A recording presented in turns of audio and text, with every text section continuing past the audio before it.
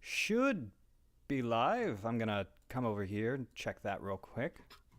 That is a big old maybe. Big old... There it is. Okay. Good evening, everybody, and thank you for tuning in to Post-Apocalyptic News Radio, your only source for the latest goings on in the little corner of the post-apocalyptic wasteland we call home. We are live this wonderful December 30th evening. It is Wednesday, and we are going to be having a rousing Dungeons & Dragons session. I am here with Chef, Ash, Bean, and Pilot for our usual meeting. Now, before anything, I need to apologize for last week's sudden departure from the game, and why this stream's title is Part 2, because last week, mid-game, my internet died, and yeah, I'm sorry about that. Shouldn't happen this time. Shouldn't. Big old asterisk by that. But yeah, last we left off, we found our heroes running towards the town, towards Ketud's childhood home, specifically towards the river. They had hoped to take cover in the river or somewhere around the river. They figured that was their best option. They knew that a dragon was approaching. They could hear it. They could see its shadow in the distance as well. They could see these lizard-like creatures running throughout the town, attacking people left and right without discrimination. Men, women, and children were all equal targets to them. Our heroes, not necessarily looking for a fight, and certainly not looking for a fight with a dragon, ran as fast as they could to the river, abandoning even those who were screaming and running towards them for help. Once at the river, Bella, who was the swiftest of our heroes, immediately, before jumping into the river, did inspect it. Everything seemed all right, jumped in the water, and immediately the water began to turn a sanguine red, and it emanated from around her. The party was still approaching, and Bella decided, I can work with this, it's fine. And as she waded in the water, an eye came up. Not like the eyes that the party has been seeing. No, this was as if somebody had carved an eye from somebody's skull and cast it into the river. It bobbed lifelessly in the water. Bella said, this is fine. It's fine. At this point, the rest of the party has reached the river and sees the red and sees the eye, and they discuss for a moment and then decide, we'd best take cover in the river. And so the party begins to drop down into the water. First Bean, and then I believe Chef got into the first Nephylia, and then I believe Ketud got into the water. And the second they did, dismembered and desecrated corpses started to rise, not in their entirety. You had severed arms that writhed and twisted in order to swim towards our heroes. Eyes started to turn, and you could feel them staring through you. An initiative was rolled. To this, our dear Bella said, screw that, I'm out, got out of the water as quickly as she could, and ran directly to Ketud's childhood home. Ketud, also seeing this, decided it is best to take my leave, and did so, and Nephylia did so in turn. Running towards Ketud's childhood home, they ran into Alastor. Nobody's quite sure how Alastor got there ahead of them, but he did. And heading up to the door, they opened it and stepped through. And in stepping through, it was very peculiar. It was not the home of a halfling, neither destroyed nor well-kept, but a cavern, and one so very familiar to Mr. Ketud. This was the cavern he was held in. This is where his family, his neighbors, his friends, everybody he knew, was held, tormented, and ultimately sacrificed. This is where the cultists were. This is where the dragon was. You stayed behind some rocks in a recess in the wall and plotted your next move when you could hear a scream.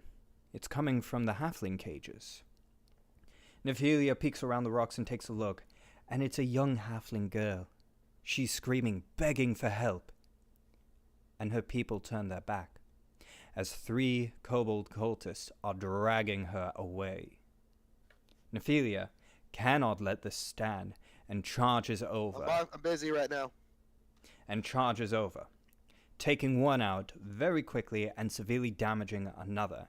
It isn't long before all 3 of them fall. And that is where we're going to pick up, with 3 dead kobolds and a terrified, sobbing halfling girl. What are you doing? Nephilia's Neffy's gonna go over and try to console the girl. Is she still there with us, or did she run? She's still on the ground. She's like curled up into a ball, sobbing.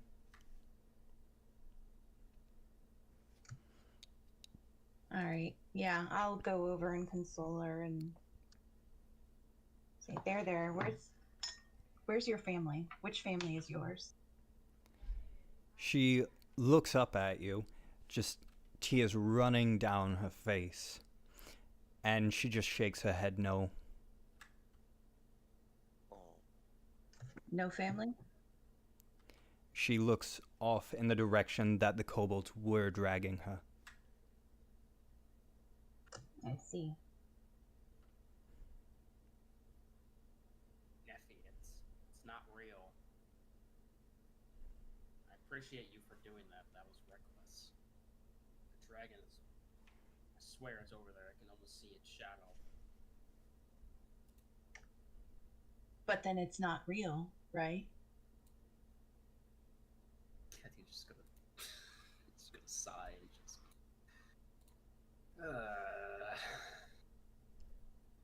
He's gonna look at the girl just sadly and.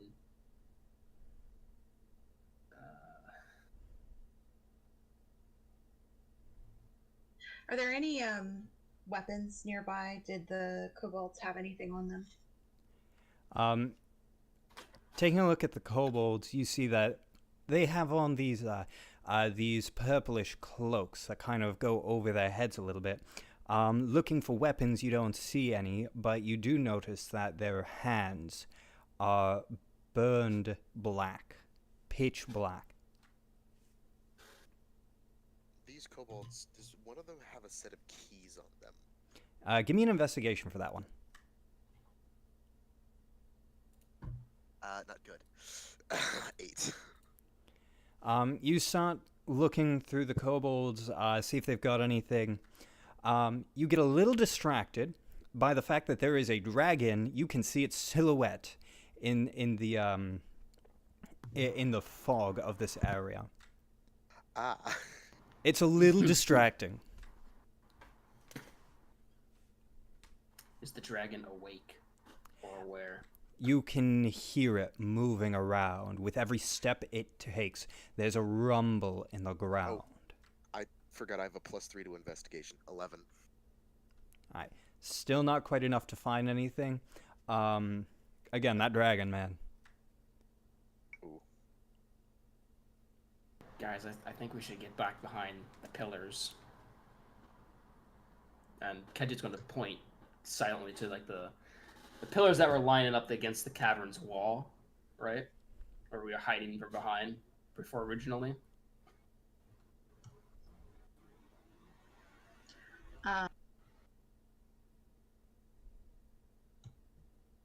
Neffy will look at the girl. Really, dude? Really? Neffy's gonna look at the girl and say, find a place to hide. Obviously, these people aren't gonna help you.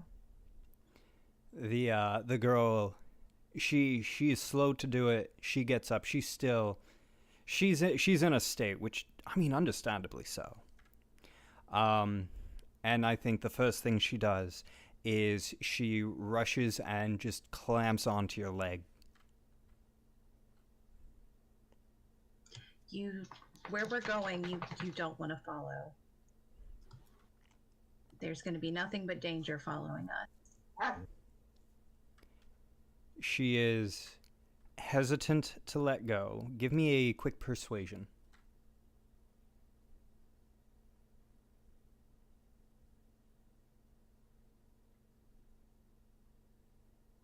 Sorry.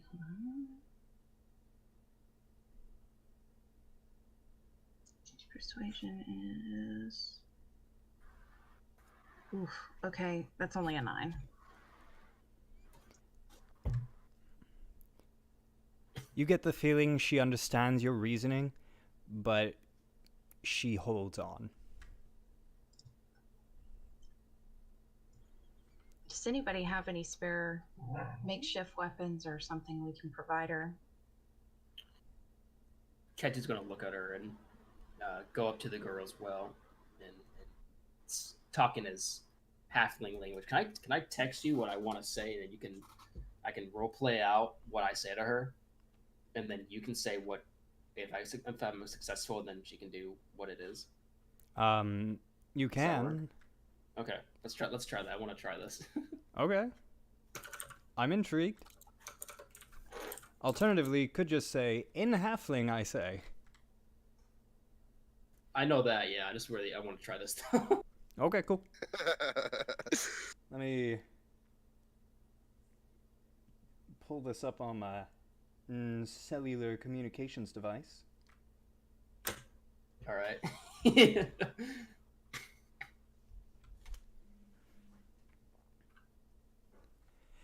The girl looks at you, and she's like wiping tears away so she can actually see.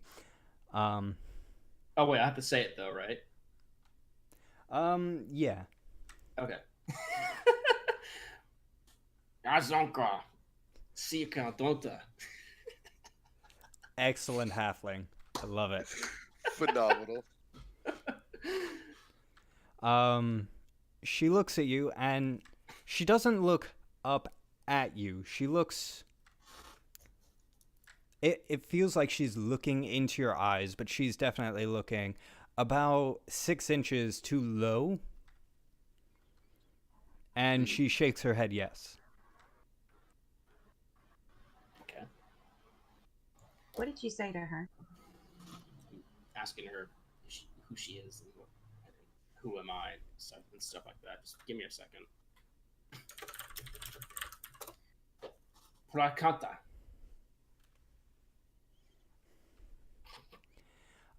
You actually recognize this girl. Oh. Who is she?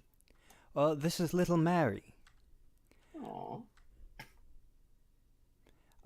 Her parents were 2 of the first people carted off away from the cages and sacrificed. That was in the early days when everybody was still full of hope, when everybody thought there would be some end to this. That was when you were still hopeful.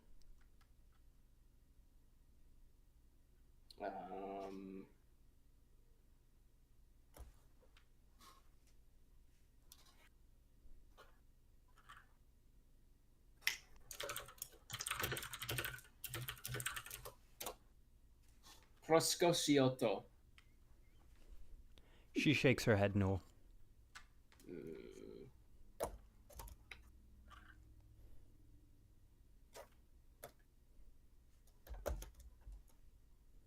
Alright. Ketty's gonna stop there and looked at Nephylia and say, I asked her who she is, and I recognize her. She's little Mary. Sadly, though, she doesn't know the way out. So, I don't know what we should do. I think we should honestly just leave her. If we're going to do that, we need to pop open the rest of these cages so there's safety in numbers at least. I don't know that's the best idea. We're going to attract attention to ourselves if we do that. And in my memory, that never happened. I was the only one that escaped from this place, and that was only through luck. And I don't think that altering or trying to change my memory is going to help that situation at all. I feel like we have to try to do the same thing. Well, now, my memory wasn't the same. It's true, but that's because everything's twisting on us right now. And every second we stand here... So what's to stop us from twisting it right now? Ketty's going to concede this idea. And Bella's already gone over. Bella has already gone over to the cages. All right. While Bella's on the cages, can I search the bodies to try and find a key? Sure thing. Real quick. As you bend down to, like, search the bodies, you feel somebody tugging at your hand. I'll look up. It is little Mary. Do you speak common? She shakes her head yes, and reaches into to a pocket and pulls out a small pouch and passes it to you. Okay, I'll inspect the pouch. It's a small leather pouch, very simply made. Is there anything in it? You open it up, and inside, you see an assortment of berries.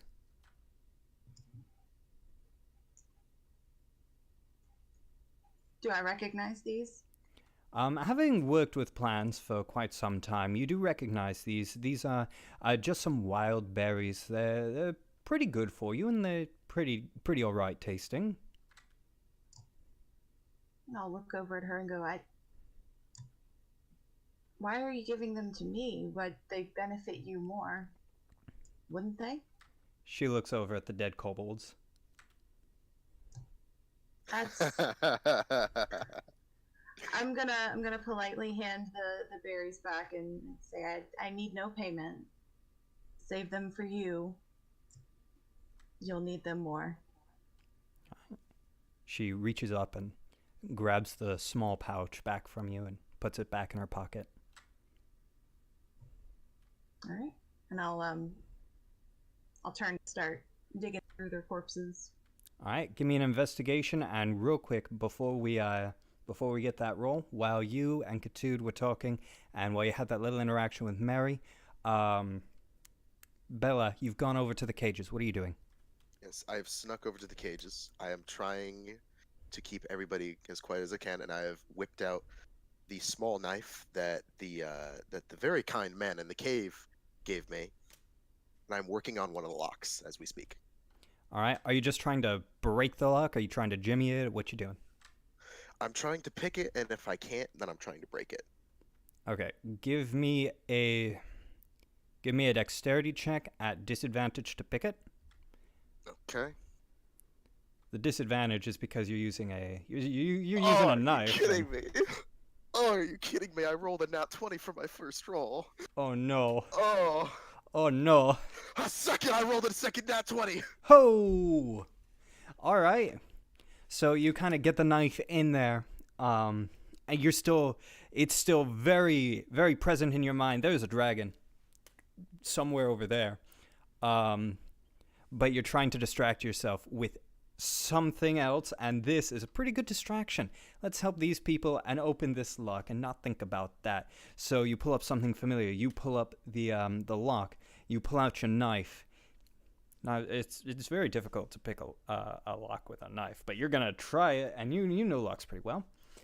So you start working it a little bit. You're shifting it around. You're moving pins as best as you can get it. Fortunately, this isn't a bank of lock or anything, so it's not too difficult, and you do manage to finesse all of the pins up and open the lock. Excellent. I very, very quietly open the door as quiet as I can, give them the shh, and start pulling them out. All right. Where are you sending them? I am pointing towards the far wall of the cavern, away from the dragon. Okay. So, kind of where you guys came from, that little recess then? Yes. All right. So they start. It's not a very big opening from the door. It's big enough for the kobolds to go in, bring one out without all of the halflings rushing out. So like, at best, 2 at a time they're coming out. Right. So it takes a minute, but they do start filing out. And these people, they are in dire straits. They are filthy. Their clothes are torn and tattered. A lot of them are emaciated. They haven't eaten in so very, very long. Terribly unhealthy for a halfling, I might add. Do any of them look like what would be considered a leader or a mayor or of some kind of head or authority? Give me an insight. It's a 9 plus -1, so 8. Looking around, they all just seem like people. Not Any to say all halflings look the same, but all halflings look the same. Yeah, anybody who might have had decent charisma about them that could rally the people, you've reasonably, they probably were already taken.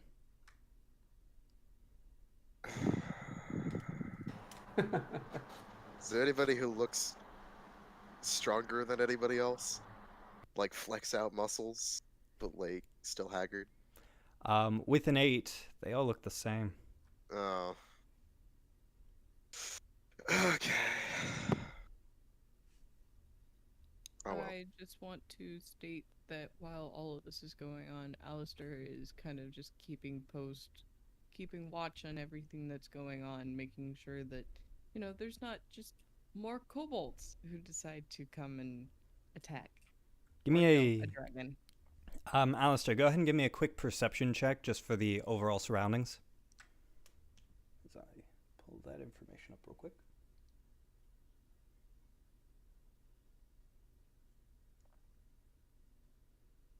$15. Alright. You're keeping an eye out to see if you can see where everything is.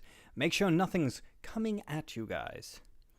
The very, very first thing you notice is a large silhouette that looms in the haze. It's moving, and with every step it takes, there's a shaking in the ground. With every breath it takes, there's a thunderous roar throughout the cavern. That is the dragon. You're certain of it. It is, at your best estimate, through this haze, somewhere between 40 and 70 feet away from you. You can't really get any more accurate than that through this haze, but there is a decent enough distance. As long as you don't make too much noise, you should be okay. As for kobolds, to see if there's any coming around, you do see the silhouettes in the haze, much smaller. They're milling about, usually in groups of 2 or 3. There's a group of 5 over there. They're not really moving, but they are over there. But none of them seem to be coming this way.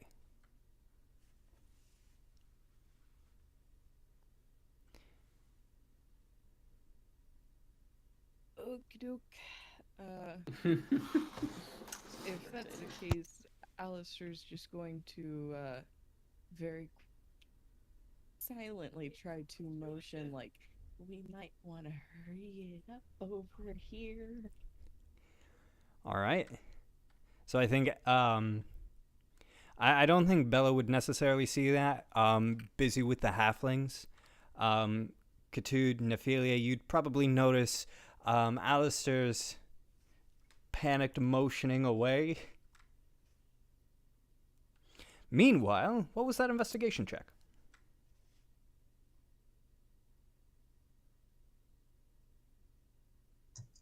14 plus. Ooh, minus. So I got a 13. You're digging around these kobolds, see if you can find anything. They had to have used something to open this cage. Whether a key, something. And you're looking around them, trying to find anything. But similar to Bella, there's a dragon in this cave. You know it. You can hear it. And it's a little distracting while you're searching this body.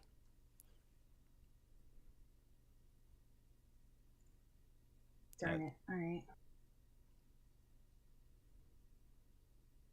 Yeah, I needed a 15. Yeah. Yikers. So Bella is already opening cages, though. Yeah. Yes, Bella has already busted open the cages with some amount of speed. You saw her slink off that way not terribly long ago. Less than a minute, in fact. Just went off there, and already, out of the corner of your eye, you can just see halflings filing off. Do we still see Mary? Mary is still right beside you. All right. I'm going to turn to Mary and go, you need to go with them. It's safety in numbers.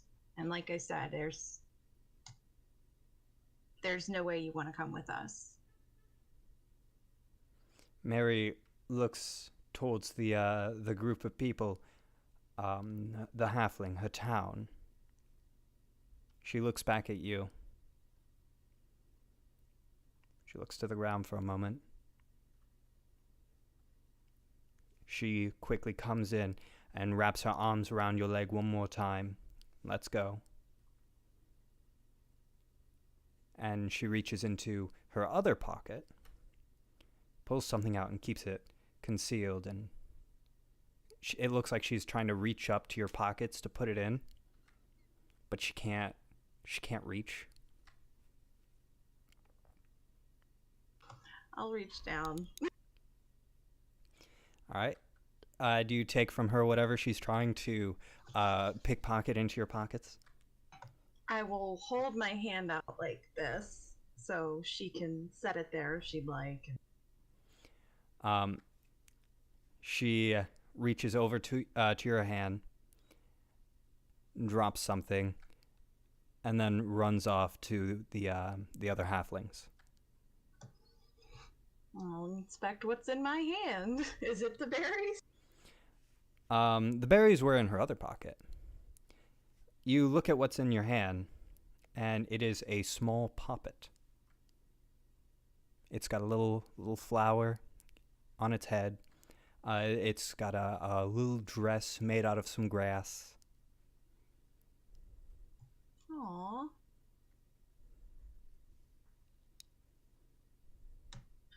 That's really cute. Okay.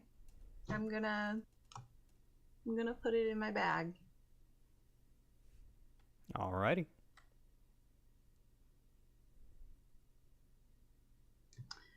All right.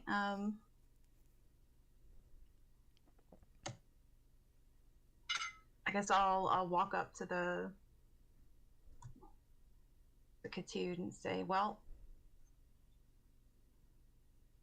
where to now?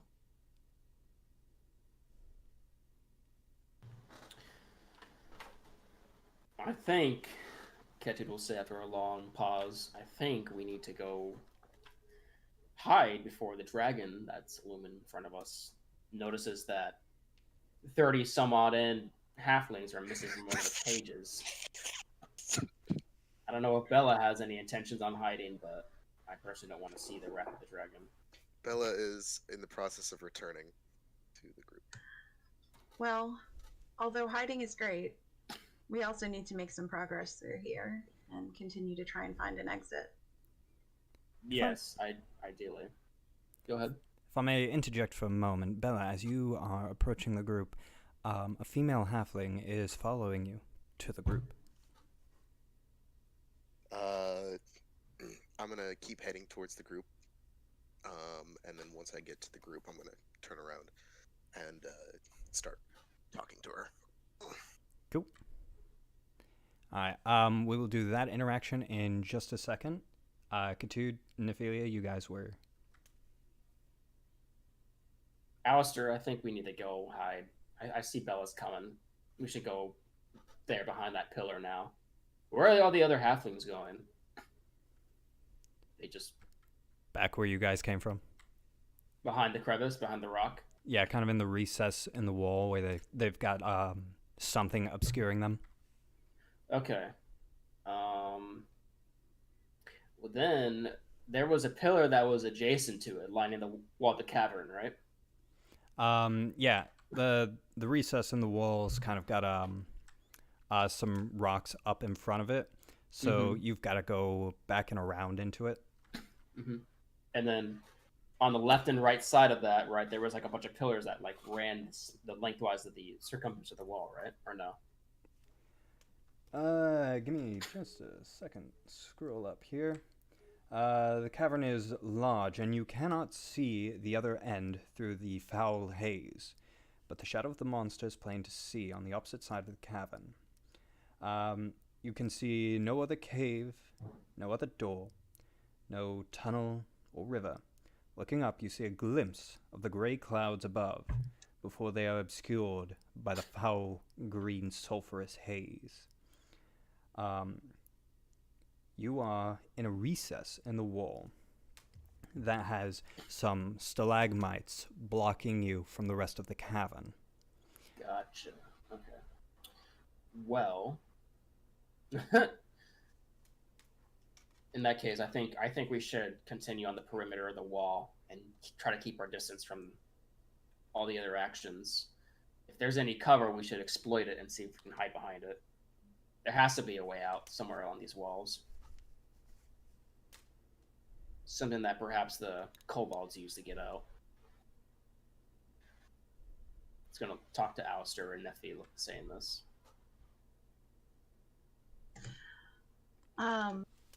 We've already inspected the room, and are there only the two or the one exit, like where the kobolds had come from? You haven't found an exit. No, we haven't seen it all. Okay. It's too hazy. Then I would recommend that we continue. We can creep behind the columns, like you said. However, we still need to make some form of progress, so. It's no columns.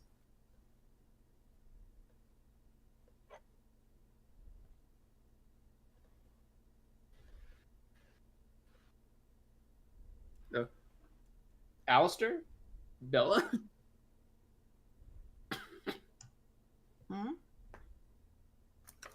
Is Alastor and Bella here? Like, I know that Bella was coming behind us. Bella's approaching and is about to interact with a halfling, but I believe Alastor is close enough. Okay. Are we good to go? I don't know if anyone wants to object to this. We thought you were talking. I was saying that we should continue along. I said in halfling we should continue on the perimeter of the wall, because there's no columns or anything. It's just we're in a giant like bowl, if you will, that goes straight up. Is what I'm getting at, and Yes, that. we have to go around the perimeter to keep our distance from everything. That's what Ketud's saying. Let's do that thing. Okay. That. That, All right. Whatever you're insinuating, I'm not catching the drift, but let's do the thing. Yeah, sure. All right. Remember how like last week we were saying about the whole prestidigitation and stuff? Ketud, Bella, Pilot, you weren't here. We were saying that because Bella had the best sneak to send Bella up like a few feet to see if she could find like any good cover, right? Guys, I need 2 minutes. Mm-hmm. And then I would cast minor illusion to try to make the haze thicker, so that way we would have a better time sneaking around. I've got a better idea. You have 3 kobold corpses there. You have 3 cultist robes there. I'm gonna snag one of those and use that to disguise myself. All right. I'm By also all gonna hand means. one over. I'm gonna hand one over to you, and then I'm gonna hand one over to the woman, because knowing kobolds, the other 2 were way too tall. So I'm just gonna utilize our greatest advantage right now, which is they don't know we're here. Kobolds are stupid. Oh, absolutely. Yeah, I don't want to attract any attention. I just want to get out. Yeah. They're not Well- smart, but I think they'd notice if Alastor was walking around trying to Exactly. disguise himself as one of them. Exactly. Well, okay, so here's the thing, okay? They're not going to recognize if robes are up, hoods on. They're not going to recognize if Bella or Ketud are walking next to them. Okay? They will if Alastor or Nephylia are. So I could probably head out on my own. Not the best idea considering you know who.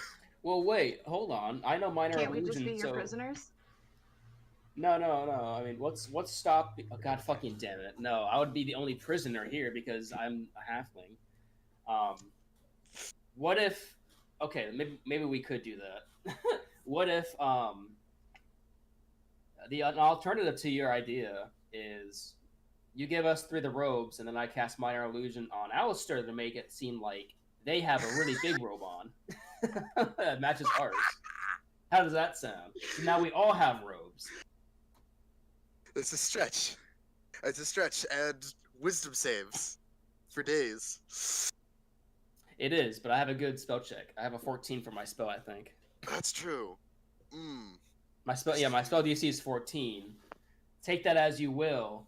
I mean, at the same time, what would disguising be? Perception? There's only so much that minor illusion can do. I don't think minor illusion can make 7 foot tall into 3 foot tall. Look, it's not, no. Okay, I don't well, think it's gonna happen. I mean, you can cast it on yourself, right? Kobolds aren't that small. Hey, don't you have Misty Step as well. gross then reduce? No? Oh, you didn't take that? It's a great utility. Okay, I said it in chat. I don't think anybody noticed. I don't have current XP. I don't know what level we're at. I don't know anything. Okay. I've not been able to keep up. Nobody told me, so We're at level 4. Yes. And then we Yes, have I'm still at level 550 3, so- XP. Yeah, we have 550 extra XP as well from last week. So. All right. So, that's do you the want to total. go with is Misty Step cantrip or no? No? Negative. Okay, I believe then Misty we can't do that. Step is a spell. Okay. yeah. Kobolds it's a are once 2 a to 3 day. feet in 5e. Yeah. Okay, so well then Alastor's only other option is probably to like I don't know what Alastor's only other option is. You can't use Misty Step, that's like you can only burn through that for 30 feet for like 1 or 2 times. And then I mean what can minor illusion not do? Like why can't minor illusion make you look like a bunch of big robes? Minor illusion can't have anything that is moving. What about prestidigitation then? Can that be it? Negative. Prestidigitation is only something that you can hold in your hand. It can clean clothes and stuff like that, but that's about it. It's a good spell, don't get me wrong, or a good cantrip, but like, I'm getting it to you right now. But like, I just looked at it now. What about So Go ahead. we have you two scout ahead, but still within somewhat of a visual range. You mean Bella and And Alistair? then no, you and me. no, Okay. yeah, the ones in the robes, the ones that Yeah. will be least likely to draw any type of attention. And Have then you two like, scout ahead, Alastor and myself kind of remain in the back, and unless you guys tell us or like start heading back or you stop, then we'll just continue to pursue behind you guys, just at a more safe distance. Yeah. Okay, that's Do that's you- fun. Do you have do you have the messaging spell? Or no? I don't think Alistair or I have it no. Okay. Terribly sorry about that, everyone. Ulcerative We are colitis sucks. Ow. Yeah. And we're back. Alrighty. Yes, indeed. So what I miss? Well, Game plan. Bella, upon hearing my idea, nods her head and then goes to get the robes from the kobolds, which completely dethrows what Ketud was thinking of. But then he quickly catches on to Bella's idea and realizes the much smarter plan at hand. And then Bella talks to, I guess Bella would talk to Ketud about it. I don't know if you want to do that, Bella. Well, I thought we were gonna talk to the lady first and then go and do this. So. Oh yeah, you're right. I forgot about that. Because I have to talk to the lady halfling. That's right. Okay.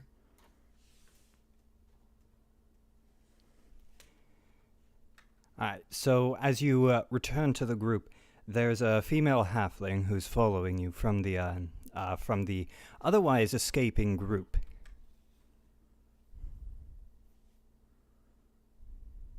turn. And I just start talking to her, ask her what she wants. What you need? She pays you no mind.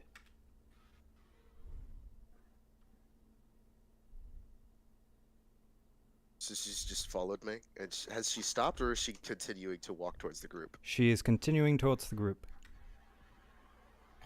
Oh. All right, fine. I'm going towards the group then. Cool. So okay. I feel like Ketud would Yes. notice that this woman is, or this halfling, I guess you should say, is walking past Bella. Does Ketud recognize her? Yes. That is Miss Jenny. She was all right, yeah. She ran the schoolhouse, so she wasn't exactly your favorite person to see. But she was kind enough. How does she look? Is she like disheveled and, you know, She's bone dry? She's much like the rest of the group, filthy, starved. Clothes are torn and tattered. Ketud's going to get in front of Alastor and Nephylia and wait for the halfling to come closer. She approaches the group. She's within 5 feet and looks like she's coming up, specifically towards you, Ketud. Okay. Do I remember if Ginny talks halfling or common? I mean, she probably just speaks halfling, but do I remember that she speaks common? Being a studious teacher, she probably does, I think. Jenny, she was one of the more educated ladies in the town. She spoke common quite well, and her halfling was very formal and polite, and she tried to get you to be a bit more formal in your speech, but you weren't too keen on it. When were you gonna need to be formal anyway in this town? But she did speak common, and she made sure everybody spoke it. She also tried to get everybody to learn the other languages. She tried to make sure you all learned how to speak Elvish as well. You know, there was an elf settlement not terribly far away from the town, but nobody ever bothered with it. So she was the only one that ever really spoke it in the town. Okay. Ketud will say, Miss Jenny, is there something that we can do for you? She comes up towards you. Oh, little Ketud. Ketud. We were looking for you in the cages. We couldn't find you. We were all so worried. I mean, why would you be worried about me specifically? Her face, which seemed a little glad to see you, grows sullen. Because we thought they had taken you. You know, we all get very sad when any of us get taken. But we thought they had taken you before you knew.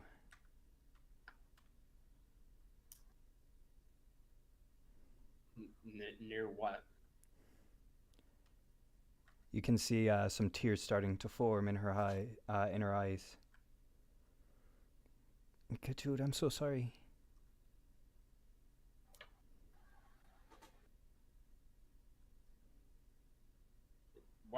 What's wrong, Jenny? What? Ketud, it's your father. They took him. We could hear the screams for a time, but I'm so sorry, Ketud. It's I understand that he's gone now, but what's important now is that we try to move on from this. Jenny, I think you should go to the other halflings. They're back there by the crevasse. You might find some kind of shelter there for a little while. Have you seen my mother anywhere? Was she still here? No, Ketud. Ketud, your mother was one of the first ones taken. You know that. I suppose some little part of me still thinks that she might be around here somewhere. Well, thank you for the news, Jenny. Well, come on, how about you and I and your new friends here? We head back with the others. You know, it's about time for your Elvish lesson.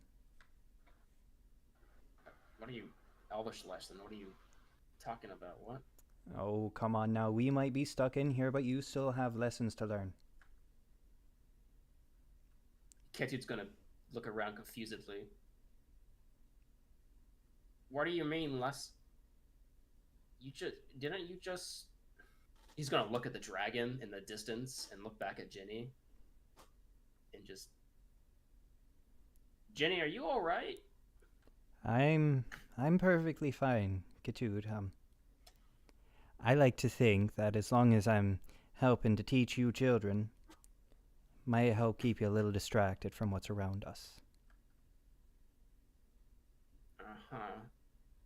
But he's not a child. She turns and looks at you quizzically and looks back at Ketud. And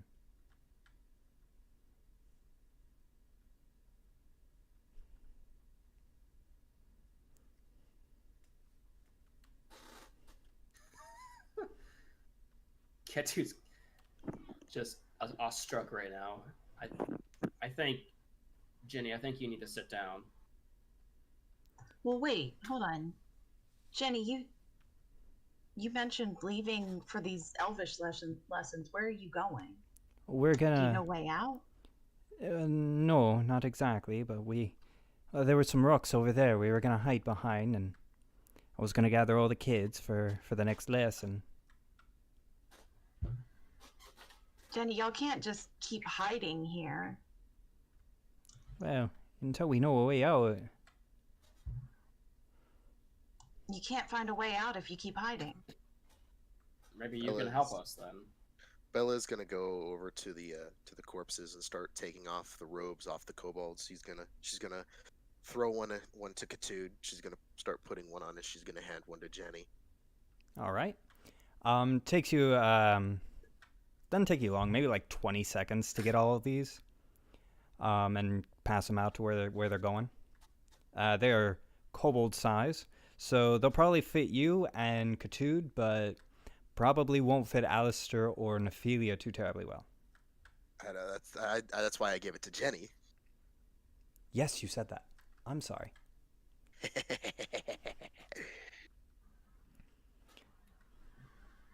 Ketud's gonna try to convince or persuade Jenny and say, if you can help us get out of here, perhaps you can help us find a better place to learn our lessons instead of sitting down here in the cave.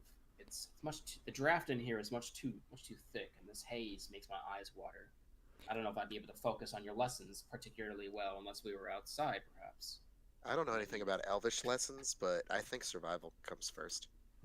Oh, believe me, I should very much like to find a way out, but there's a monster in that haze, and Ketud, none of us are fighters.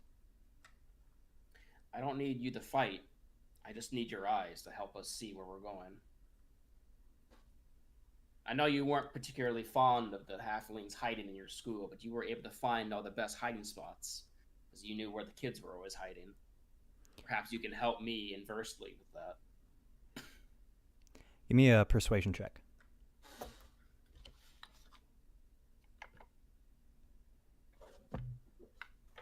Big gas dice. It's only 8. You speak to her, you reason with her, you know how to work this woman, you know how to get out of things with her, you know how to butter her up just right. But the fear in her is too much to bear. Ketud, I'm no hero. I can't go around there. I can't. If that thing sees me, sees you, no, we'll hide. We'll find a way, but we have to do it safely, and maybe when that thing's asleep.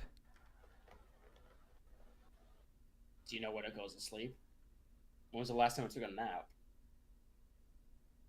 I don't know.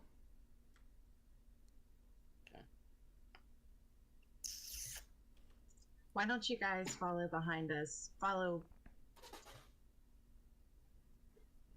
Give it a couple hours, and then try to make your way out of here. See if maybe we can clear a path.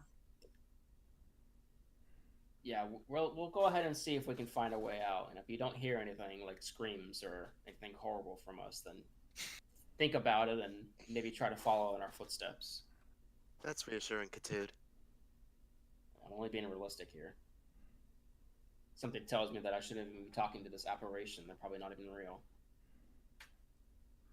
She thinks for a moment. I'll talk to the others, but maybe. But if you're going out there, please be careful.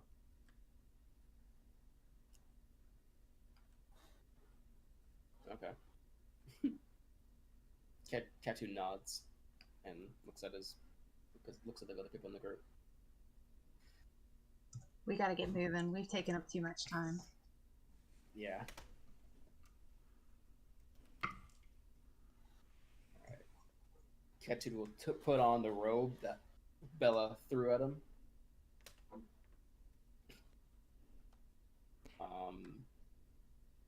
Bella, you're better at the sneaking thing than I am. Do you want to lead the way and I can follow you behind? Yeah. You're good at the magic. You're good at that super spooky magic stuff, right? Yeah. If you see any of those kobolds, can you make it darker or greener or something? I probably can do that, yeah. I can make the haze That way thicker. If we can walk by them easier, it'll be better. Understood. All right, let's go. You, Alastor and Bella, we'll go ahead, or Alastor and Nephylia, we'll go ahead and wave our hands to you whenever we're ready for you to come. Just watch for us, okay? Heard. So, for frame of reference post, how many feet can we see in this green haze? You can see clearly about 10 feet ahead of you. After that, it's difficult for about 5 feet, and beyond that, there's no clear certainty. So you've got 15 feet you can really work with.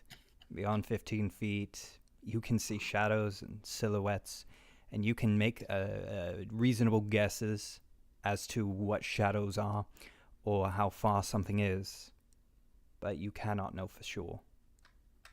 Okay. It's not a lot to work with. This is a dangerous place. It's not the worst I worked with. Especially not with this character. I thought we could see a little bit further, but with 10 feet in all directions, which is like almost nothing, Ketud's gonna...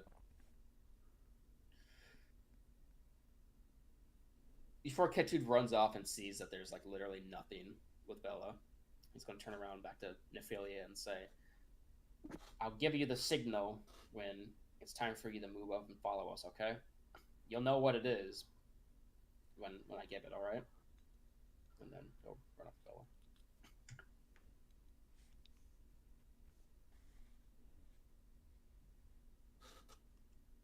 Bella. Alright, so we're in a giant cylinder, right? Basically. Okay. Like a scientific beaker. Alright, is there any discernible landmarks other than the giant shadow of a dragon? You can see a few smaller shadows. You reasonably, those are kobolds, scattered around. You can kind of see the walls, kind of outlined. On occasion, you can see rocks protruding. Alright. And I can't see the far wall, correct? No. Okay. Alright. These protruding rocks, is there one on the wall the closest to us? As a matter of fact, there is.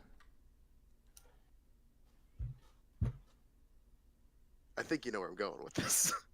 Go on. Stay down here. I'm gonna get up high. Alright, heard And that. Bella, begins to scale the wall with her claws. Do me a favor and roll a percentile. Oh, shit. I Definitely really a don't little high want to may not be necessarily good. 100% chance to die or 1% chance to die. That's a 69. A good number. Nice.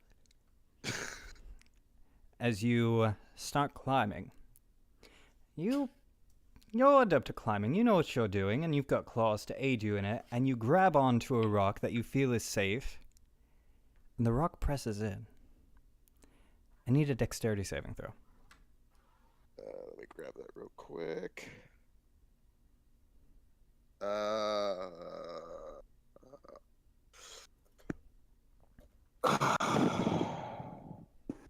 Of all the times, natural 1.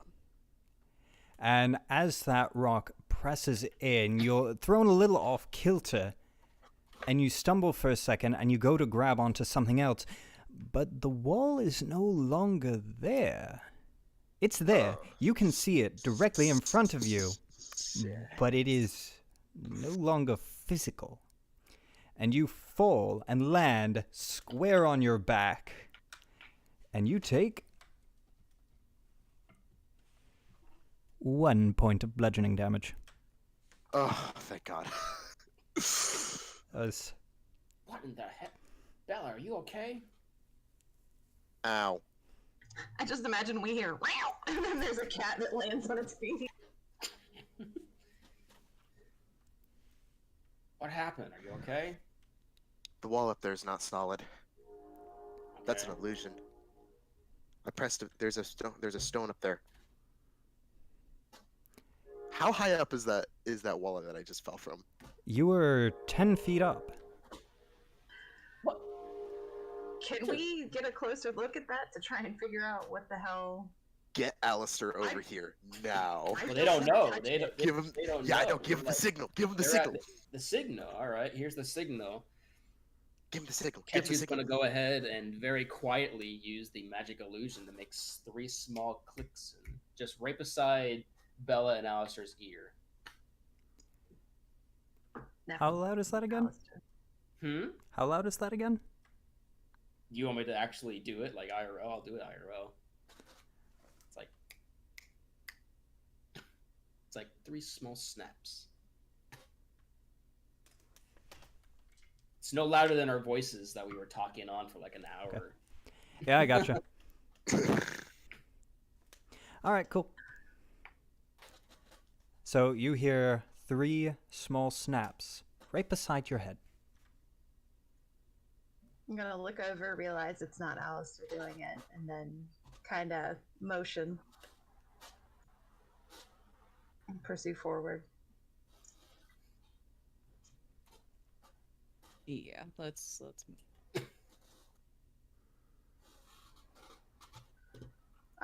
Once we get up to where they are, I'll approach and go, "What's up?" We've split the party. Oh no. He's smiling.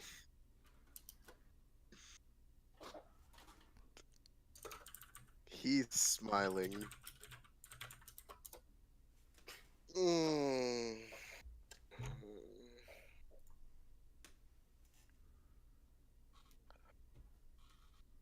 Oh.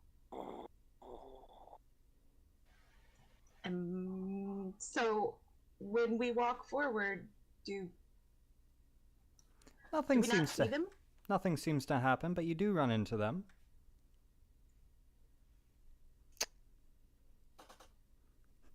Shit. Okay. Shit. All right. Bella waves Alastor over.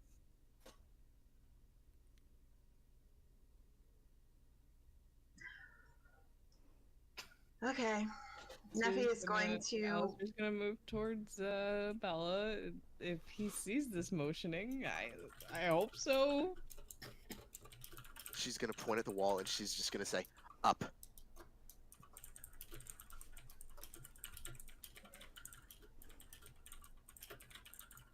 Alastor?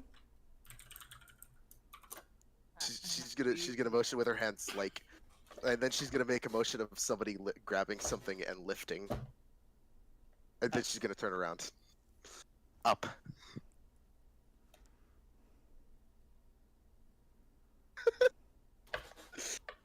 You should be glad I have a 3-year-old. Alastor's going to grab Bella by the ankles and hoist her up so she can grab the wall. All right. You hoist Bella up as high as you can. And Bella, I assume you're going for the wall? Yes, I am. I'm going for the wall that isn't the wall. All right. And as you lean forward, Alastor's rather tall, isn't he? He's what? He's 6 foot? 7? No, he's not 7. Foot. He's like 6 foot something. He's like 6'4", 6'5". He's like Yeah. right okay. in between. Yeah. So holding you up as high as Alastor can, I assume. You lean forward to grab the wall, which it's not there. You know it's not there. You start leaning forward and you fall forward, but you're expecting it. You catch yourself as you land. It's a solid ground. It's an opening in the wall about 5 feet up. So, Alastor, this is roughly eye level for you. You watch as Bella falls into the wall and is gone. The world. Bella, are you okay up there? Yeah, I told you. Do we hear Bella? As a matter of fact, yes, you do. Okay. What do you see up there? Post. What do I see? Let me pull that back up. There we go. All right. Within, you've got a 5-foot platform that you're presently standing on. It's roughly 10 feet tall, 5 feet wide, 5 feet out. And at the end of that 5 feet, there's a staircase going down.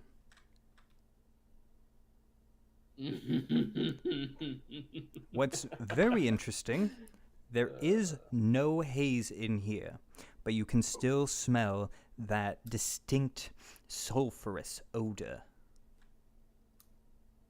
There's What a do you say? staircase. There's a staircase. It goes down though. Probably better than stuck in here. Bella's going to like clamber in, kind of get Alastor to release their grip, and then gonna turn around, stick her head out of the out of the illusionary wall. So, I want you to imagine the movie Ghostbusters for a second. Nice. Yes. And anytime a specter or spook shoves a body part through the wall, that is what you see. But it's Bella. Oh, Lord, save us. Does anybody have any rope? I do indeed. As long as I still have my pack with me, I should have hempen rope. You do.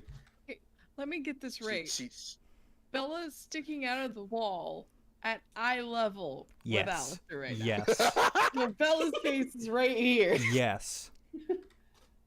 Scared the shit Oh, out it's of me. eye level with Alastor? Basically, you're like 5 feet off the ground, so I thought it was. I thought you said it was 10 feet up. it extends 10 feet up. Like 5 foot, 5 foot off the ground. That's where your floor is. 10 feet above that. So like this whole thing You extends still weren't 15 tall enough feet. to get it anyways. Ah, whatever. I don't need any freaking rope for that. I just need to climb in. This is just. Neppy's gonna walk over first, and Wait, so if it's 5 feet up, Neffy is 5 foot something. Yeah. So Neffy's gonna try and stick her hand through the wall. All right. You just kind of put your hand up and stick your hand through the wall, and as you stick your hand through the wall, it passes through as if the wall wasn't there. no. There we go. Ooh. I'm gonna continue on then. I'm gonna crawl up and where Wait, wait, Bella wait. is. Wait. Throw the halfling. Oh, good point. Ketud, Throw come the here. halfling. Nobody throws a halfling. All right, Gimli. Neffy's gonna run up behind him and grab him and just alley-oop him. Do you fight this? Yes. Tired of people touching me. Okay. Give me a strength to fight it off. Give me an athletics to grab. Why? Please. Why not? 16, Nephi. Using your own dice. You need to meet or exceed a 16. 17. Go fuck yourself. Okay, hang on. You have run up behind and grabbed Ketud. He is not happy about this, and he's squirming, he's fighting. And you go to throw him. I need a strength check to throw, but before that, since this is he's going to get another opportunity to break your grapple, give me a strength check to break the grapple. You're rolling first this time. Yes, another athletics check to hold. All right, so an athletics to hold. Yes. This is great. So that one is going to be. No, you're not beating me. You're lucky I have a You're lucky I have a -1, but I got a 19. You got an 18? Oh, I got an 18. No, I got a 19. It would have been 20, natural 20 otherwise, but I have a -1 on strength. All right, so as you start to pick him up to throw him, he just manages to break your grip from one of your hands, and he pulls himself free. And I imagine he takes like a quick 5-foot step away, like don't. I took my shirt off for you earlier. Remember? Let's one step at a time here. I move fast, but it's your loss. And then she's just gonna shrug and crawl up and try and crawl up in the hole, turn around, look at him, and just go, well, now you can get up there on your own. I was trying to help. You could have asked for help, or asked me if I wanted help instead of just trying to grab me. Kitty's gonna grumble and climb up the wall beside Alastor.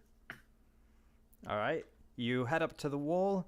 The wall is about roughly 2 feet taller than you. However, I've met very few people that can't climb 2 feet, so you get up there. Sweet. I'm gonna look at Alastor and be like, Alastor, do you need help? Or you got this yourself too? Don't want to get your nice robes literally dirty. just pokes his head in. Does it look like I need help? Yes. Don't know if you want to get your clothes dirty. I very much imagine that Bella's face was right in front of Alastor's, and that as Alastor's face was went to poke in, that Bella has maneuvered her face backwards, so it's still very much just nose to nose. Yeah. Here's a dilemma. You said that it's 5 foot at the bottom, like at Alastor's eye level, but it only extends up to 10 feet. So that's a 5 foot high gap. Alastor's gonna have to squat to be in here, isn't he? No. Okay, It's 10 so foot it's on the 5 foot off inside. the ground, right? Mm-hmm. So that enters the chamber. The chamber itself is 10 feet tall. So you've got 10 feet to work with in here. Okay.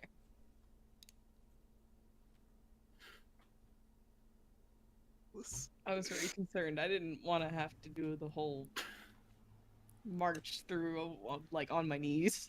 Now, don't worry. You're not Gandalf in Bilbo's house here. You're good.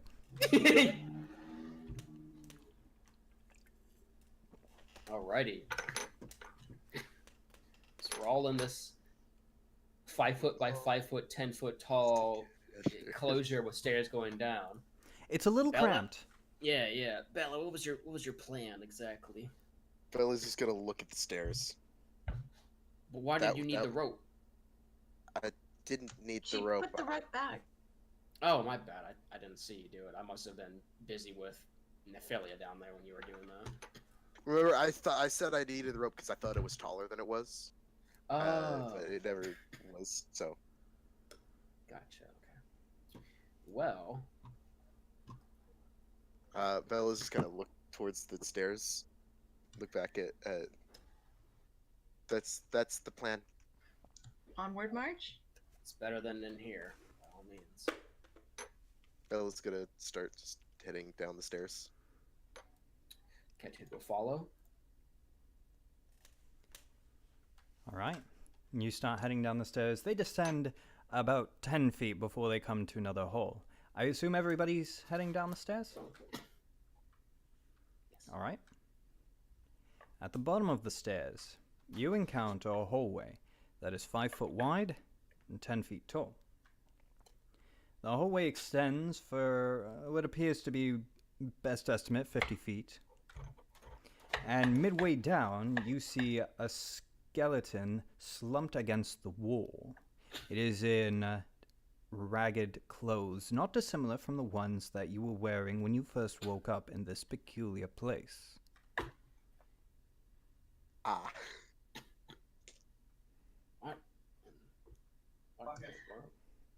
Before we move any further into the room, I'd like to inspect. I guess just kind of like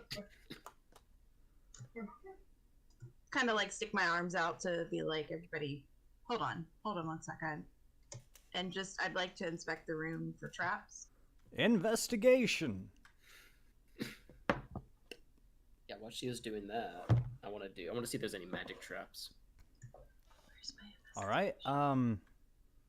Alastor Give me wants an to inspect the Skeleman. All right. Sorry.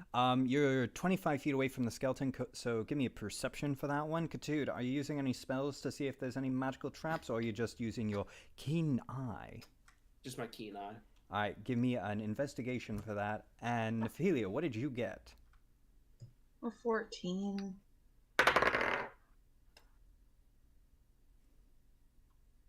Yeah, I got a 13. Okay.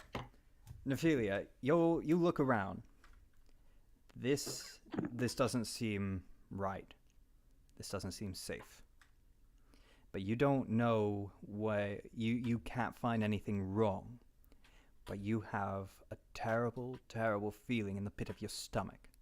Something isn't right. In Ketud, it's much the same. You look around, anything magical that might explode, that might curse you, that might cast some kind of harmful spell, anything at all. You don't see anything. Nothing jumps out at you.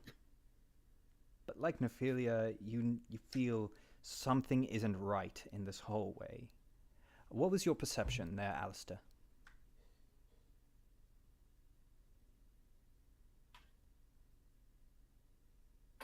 That's a 19.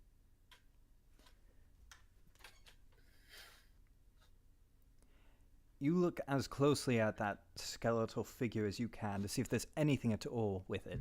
You're 25 feet away. It's difficult to see from this distance. But with your keen eye, the skeleton, it's terribly damaged. It's got several bones to be broken. The skull seems to be cut in places. In fact, taking a look, it appears as though its arm, while being held in place by the threadbare tunic, is not connected to the rest of the skeleton. As well, it appears to be clutching something in the hand that is still connected.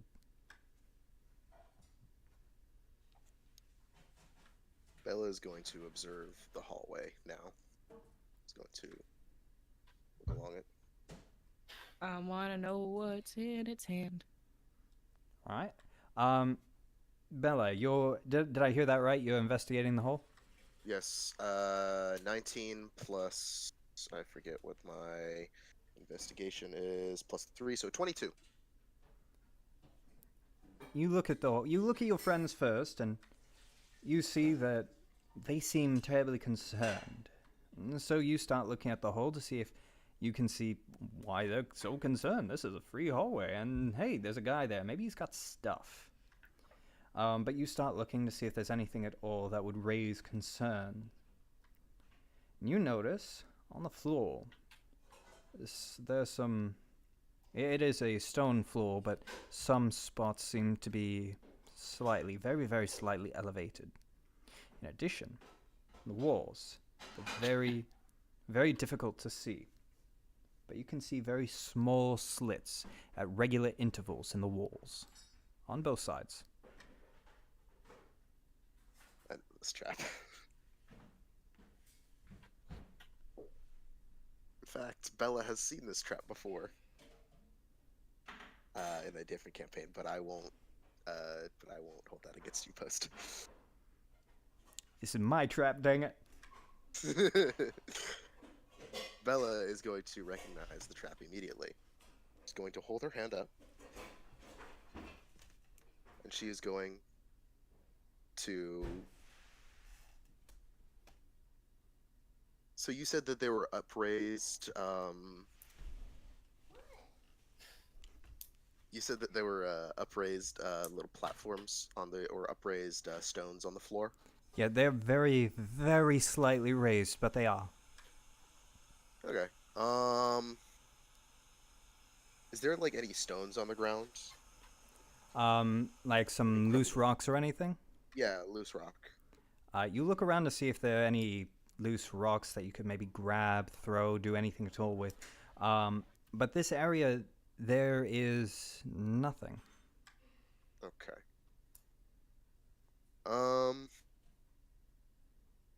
What's wrong, Bella? Do you know what this is? What are you looking for?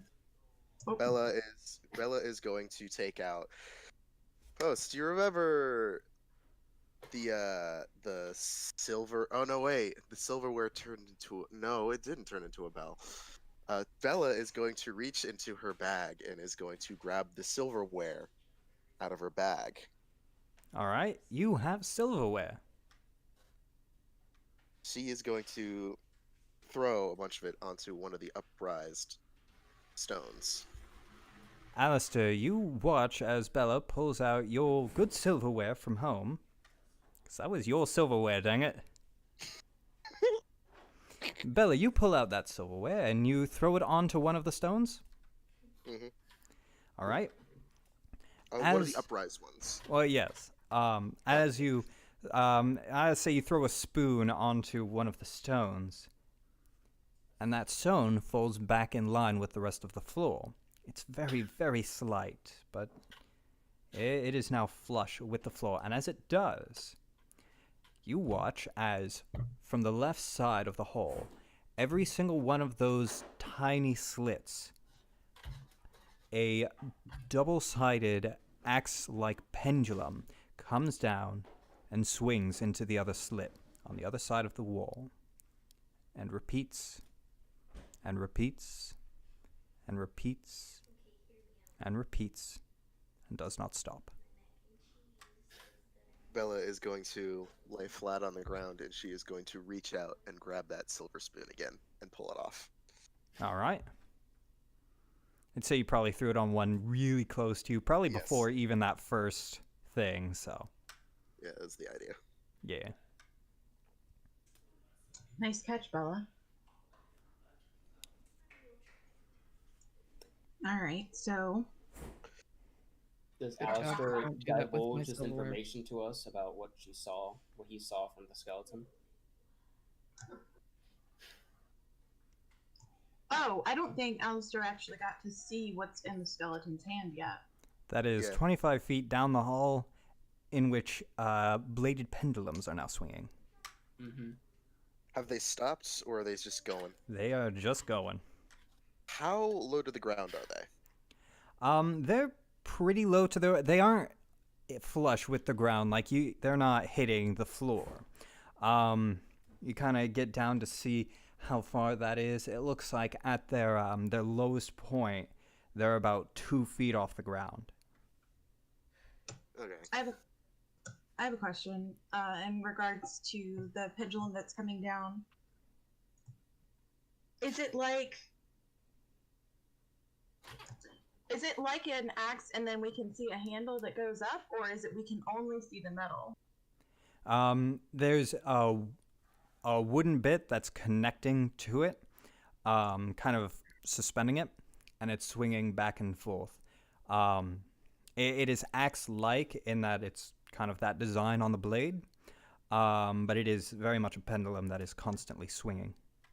Okay. I'm gonna look towards Alastor then, and I'm gonna say, hey, do you think you could hit that wood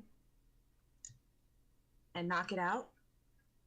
If we can knock those axes down. How many of these axes are there? There are roughly 7 of them, extending the length of the hall.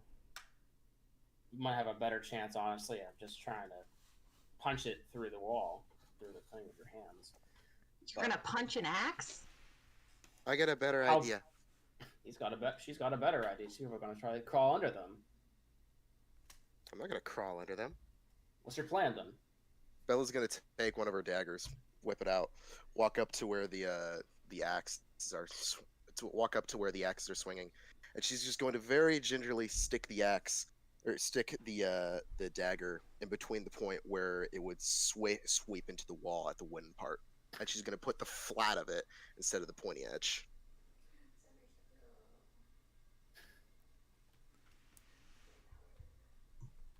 Okay. I see what's happening here. So, as you do that, are you...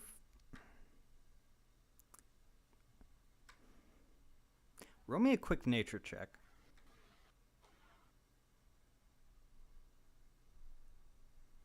Alastor, while he's doing that, have you told us about that thing in that guy's hand yet? Or no? I don't know what it is. It's a 14. Okay, It's so you're 25 familiar feet with away, something... And between me and it, there's axe. So you're familiar with something called ironwood. It is wood that is roughly as strong as iron. It looks very similar to the wood that is holding these pendulums up. You notice this as you approach to block it with your knife. Are you sure you would like to continue? Well, I'm not trying to break the thing. I'm simply trying to stop the pendulum action from swinging to begin with. Okay. You want to know what? I'm not going to use one of my nice daggers. I'm going to, you know, the dream knife that I have that's still sticking around in my Yes. pocket? I do I'm know going to that use that. Okay. Cool. Roll me a quick percentile. Oh, good lord. Oh wait, speaking of daggers, Alastor, I saw that you had a dagger in your knapsack. Is it okay if 75. you okay if I try that out? High or low? Alastor takes one out and hands it to Ketud. Yeah, thank you. Give me a minute. I'm gonna flip a coin. You said high or low. I don't have a coin on me, do I? I'll flip a bottle cap. That's better.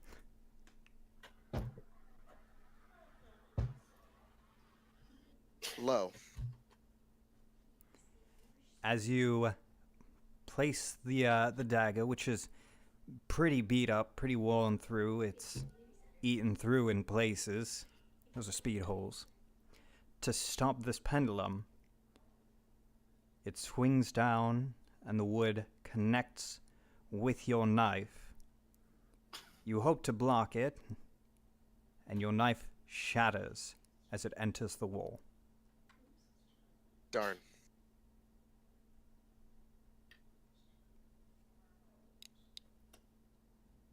Does anybody have anything stronger? Is there like a lever at the end or something? Can I like look to see if there's like some kind of device I can stop the thing from swinging? Give me a quick perception. Okay, that should be good. That is an unnatural 20. You look towards the other end. It's difficult to see with the constant swinging pendulums of death. But similar to the raised stones on the floor, you notice a raised stone on the wall over there. And you get the feeling that probably does something with this trap. Okay. Well, upon seeing that, Ketud is going to snap his fingers and create Mage Hand. And he's going to have his Mage Hand go through the thing and just apply pressure Okay. to the... Hey! There you go, that'll do it. So you watch as this ghostly hand appears and starts flying through the pendulums. And gets to the other side, finds this raised part of the wall, and I assume presses it in. Mm-hmm. And as it does so, the pendulums swing, swing, swing, and they stop. All right, so that's the button to turn it off. Can you throw another spoon on real quick to see if hitting one of those stones will cause them to start swinging again, Bella? Bella takes a step back away from the thing and just steps on one of the stones. All right. I assume not one in the direct line of fire. Yeah, no, I know. That's why I said Bella just takes a step back and steps on one of them. All right. And as you step on one, you feel it go down and you hear a click. And then you start to see the pendulum swing again. Okay.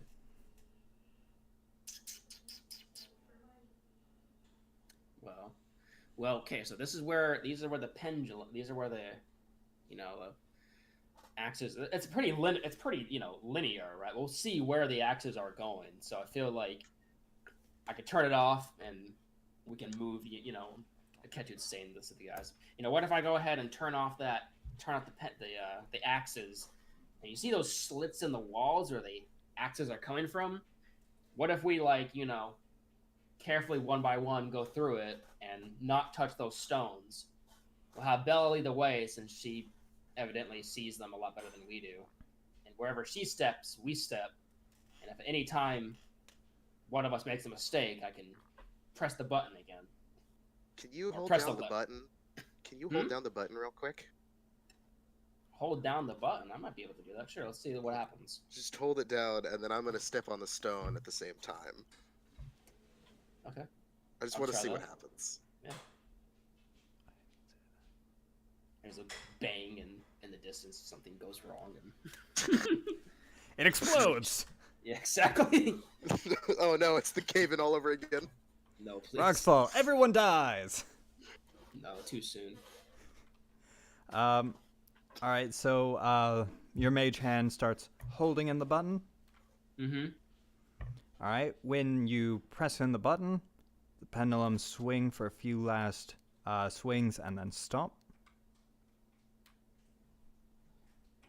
Bella's going to step on the button, keep holding it. Keep holding it.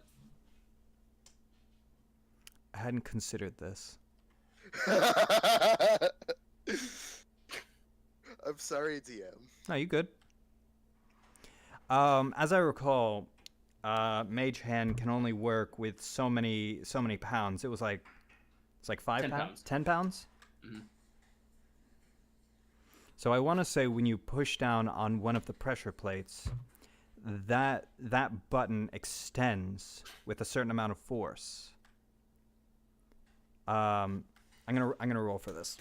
See if And every time Bella steps on the stone, it's pushing back on the hand. yeah. So I'm gonna see how much force that is. Yeah. I'm gonna roll for it on 76 to 100. It's gonna be 10 pounds or more. Anything less, you'll be able to hold it down, and then I've got to figure out what that does to my trap. It's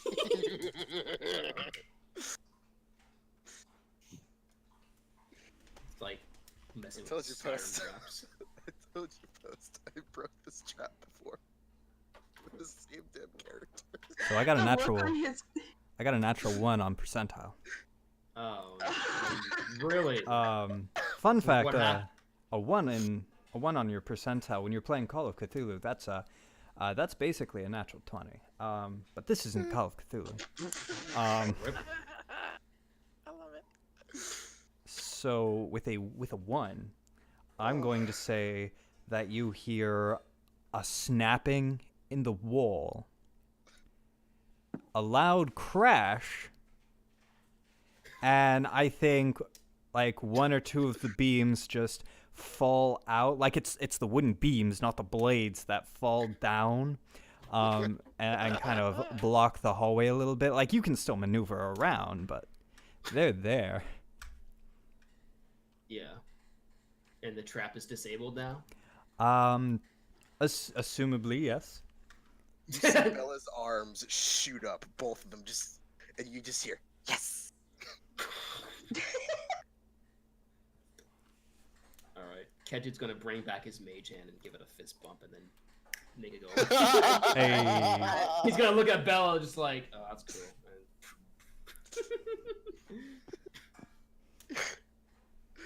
Bella's gonna walk forwards into the hallway. All right, you walk forward, and every couple of steps, you feel your foot sink down, and you hear a click, and then nothing happens.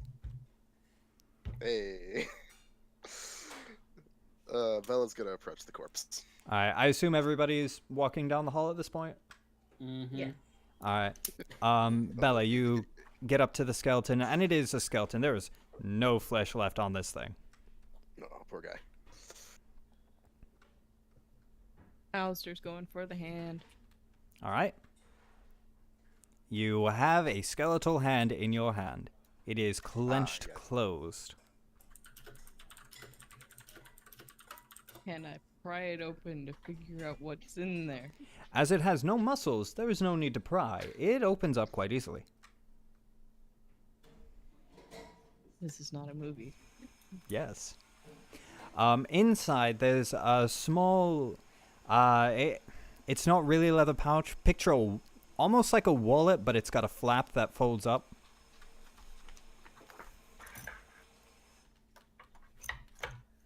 Alastor's going to flip it up and peer inside before he reaches in.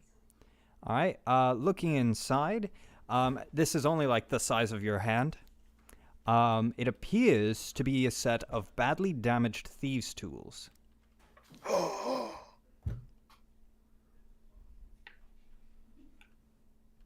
They are, and I will say this again, badly damaged. I can work with this. There are spells for that.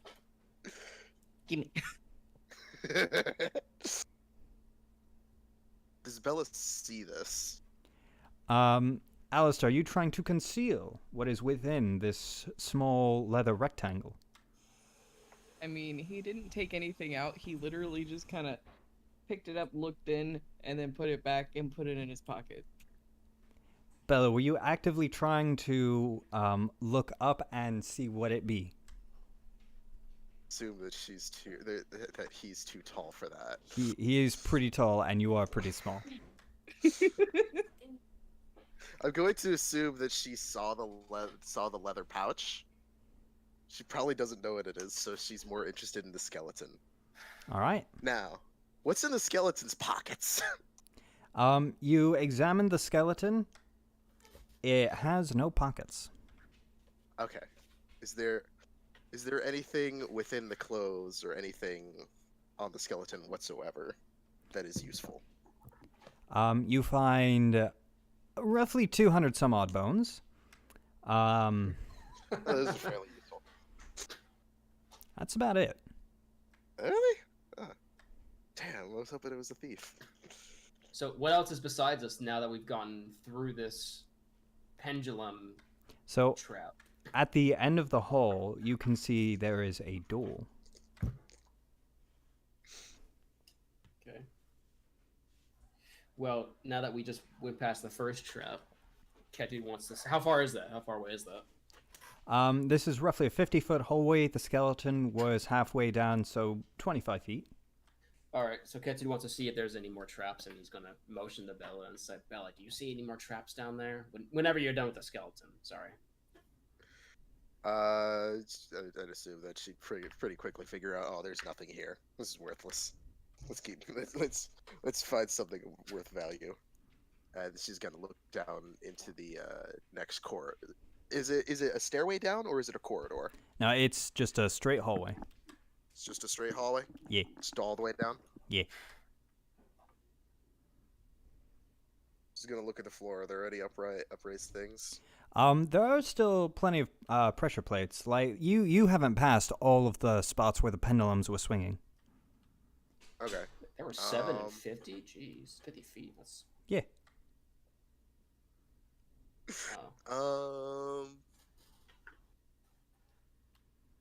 I mean, are there any more broken halves down the? No, wait, because you said that it was all. So we're still in the same hallway, right? This is still the same hallway. Okay. Bella's just gonna walk forwards to the end of the hallway. All right. And Bella, bold and brave, begins walking down the hallway of death. Occasionally, you can hear a faint click and nothing happens. And she walks 25 feet until nothing happened. You are in front of a door. It's made out of wood. It's held together by some iron reinforcements. It's like a metal circle. You pull it, and it'll open. There's a keyhole. Willow opens the door. It is locked. Ah.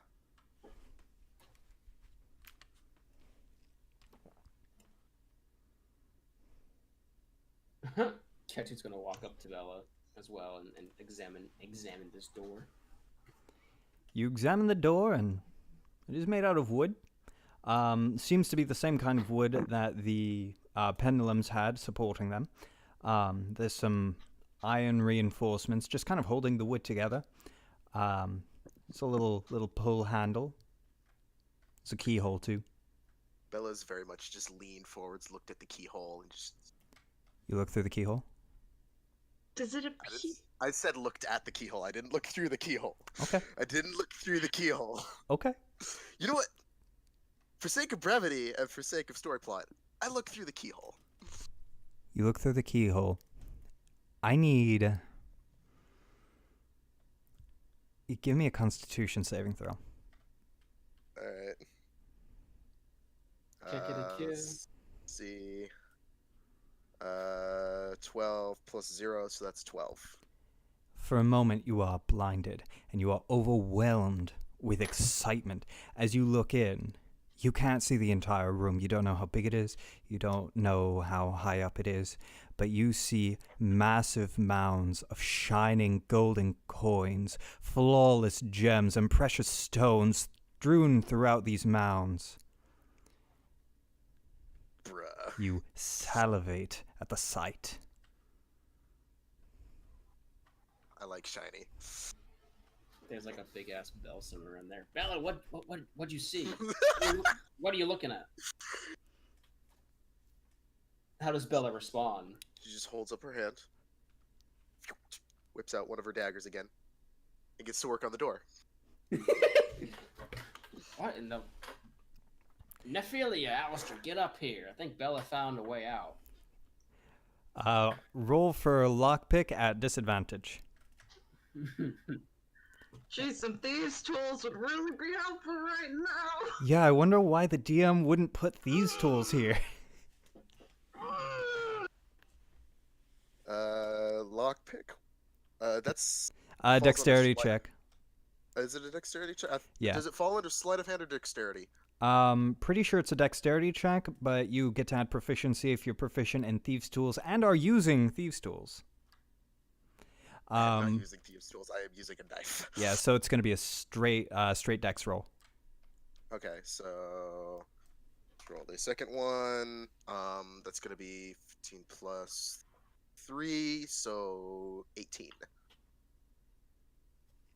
All right. Yeah, the first one I rolled was a 16, and I was sad. So as you've stuck your knife in there as best as you can. You're trying to work the pins. You're shaking with excitement at what you saw on the other side. And I think everybody else can see your anticipation, ready to open this door. You catch one of the pins. You cast it aside. You feel another one. You hear a sharp snap.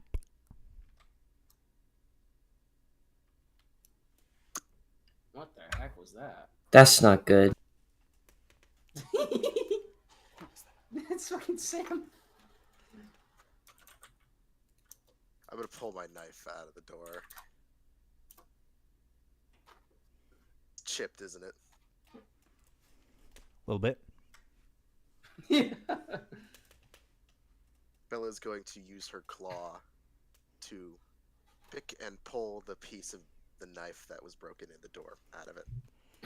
It's one of those old keyholes where you can actually see through the other side. So I think you can manage to get there. You've got small hands, so.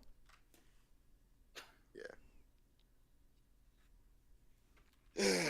Bella, you good? What did you? You did say those thieves' tools were badly damaged, correct? Yes, I did. Almost like a one-use type of thing. Oh, it's a good thing I don't care about this knife because it's the crappy one that the guy gave me. Alastor's going to tap Bella on the shoulder and just kind of open up the pouch and hand it to her and go, "This might help." Bella just looks up at Alastor with just like the dirtiest of looks, and just holds up the knife. Then proceeds to flip it around and give it to Alastor. Gotta do a trade. She takes the thieves' tools, All right. pulls them out one by one, individually. And starts Alastor takes the lock. now broken knife. I mean, the tip snapped off, but it's still an otherwise okay knife. Yeah, it's a knife. What an interesting trade. It's not a Just- dagger. It's not a dagger, by the way. It's just a camp Broken knife. shit for broken shit. Let's Yeah. go. Bella, as you start pulling out the thieves' tools, you notice that these are old and worn, and they could break at any moment. They're so fragile. So you pick the lock. Presumably. Oh God. No, he just said, so you pick the lock. Assumedly, I assume that's what Bella's gonna do, but Yes, so I'm going to pick the lock. okay. Roll for lockpick. That's going to be dexterity. Since you have your thieves' tools, go ahead and add your proficiency modifier to it. It is just a regular roll, no advantage, no disadvantage, because you've actually got tools for this now, and you're not using a knife. Break the second. I guess that's 16. That's a natural 20. And as you slide the tools in, it's such a good feeling using the actual tools for this now, and something you're so familiar with. You feel the pins slide straight into place. Roll me a quick percentile. Yeah, I figured as much. Alright,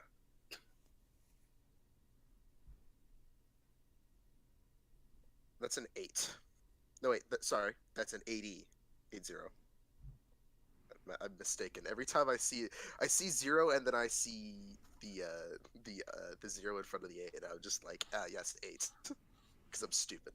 And as the last pin slides into place, you hear a click, and you feel a snap. Aw.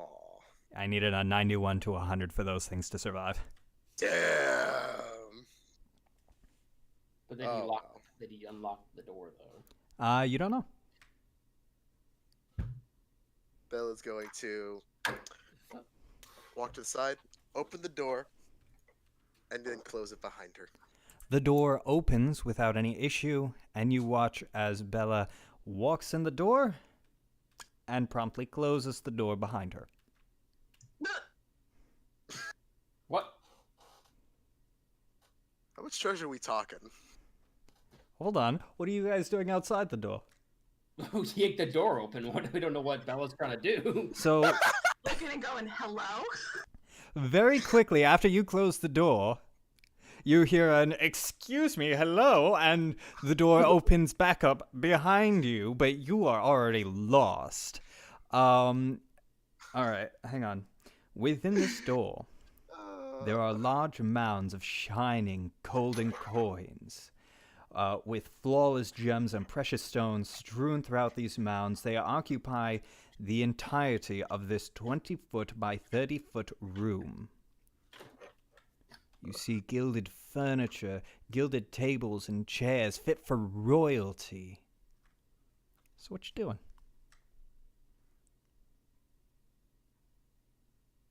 Looking around in wonder, and then realizing that we need to find a way out still. Is Bella gone, like, completely? I think Bella she's has- doing a Scrooge McDuck right now. Bella has Swimming in the money? Yes. Bella has vanished to the other side of the pile of gold that is just like currently looking and appraising everything with her keen eyes. do we see any? Oh, go ahead, Nephi. Did we open the door Yes. after he closed the door on us? Yes. Okay. I would like to inspect the room for traps. Investigation! I assume I am very much under the Constitution spell that I was when I looked through the keyhole.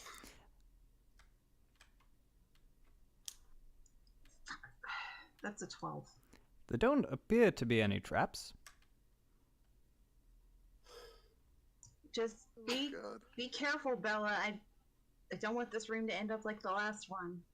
It's like echoing, and all you hear Yeah, is sure. in the background from some unknown source. Oh, Nephylia, real quick, something I should say.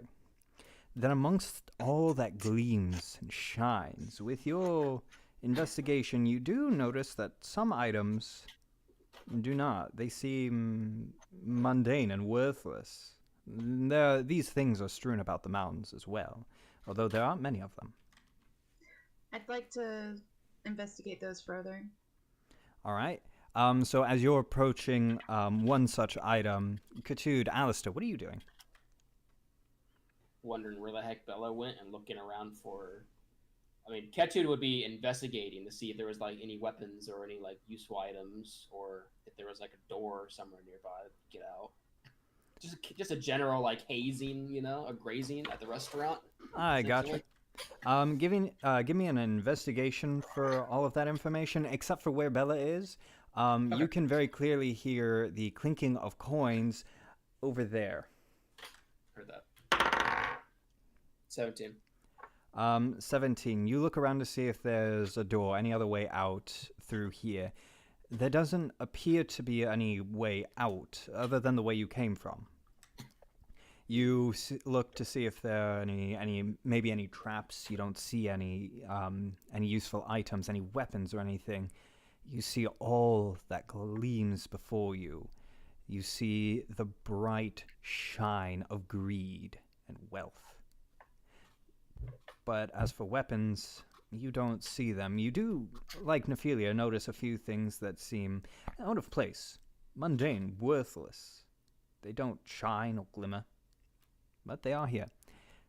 Although, you do notice one thing. On a gilded table, not terribly far, next to one such item, there is a small envelope.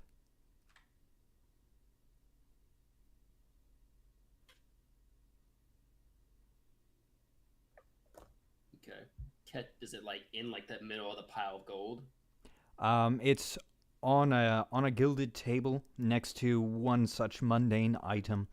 There are a few stacks of gold coins on this table, but it's not a pile. All right, Ketud will walk to the table and avoid the golden coins because he doesn't want to fall through like some kind of illusion. He thinks it's an illusion still. All right. But seeing like something out of place, he'll go ahead into the letters or the letter on the table. All right. You're heading towards the table, towards that letter. Alastor, what's up? While Ketud is doing the, normal, sensible, reasonable thing, Alastor is going to start screaming at Bella in French, knowing full well exactly what Bella is doing. Stop getting away from the rest of us, you idiot! Bella, do you speak French? Bella does not speak French. She can only speak Undercommon, and she understands and speaks thieves' can't. Is French a technical language in D&D? I mean, I don't see why it can't be. It counts. It's a subtype dialect of common. common.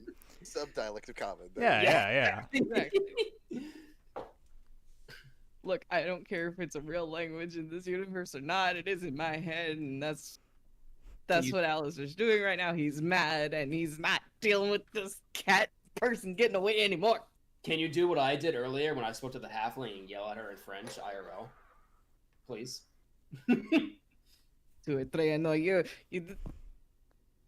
Night! It's the part where our viewers realize none of us speak French. Well, it's good. This stream is PG, right? Actually, we're rated T. Okay. I dropped the F-bomb earlier. I did too by accident, but no one knows. So I have not, but all I said was tu estoy annoyado, which means you're very annoying. So oh lordy lord, I'll take that as a compliment. you hear in the background. As Bella is currently busy dumping the sand out of her like she has taken the bag, quote unquote, and is Fucking dumping sand. it and is dumped it No, out. not the sand. As the sand falls, you hear the jingle of a familiar bell as that falls with the sand.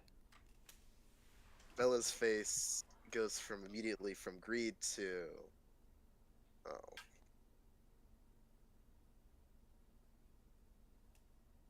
And she looks at the darn thing, picks it up.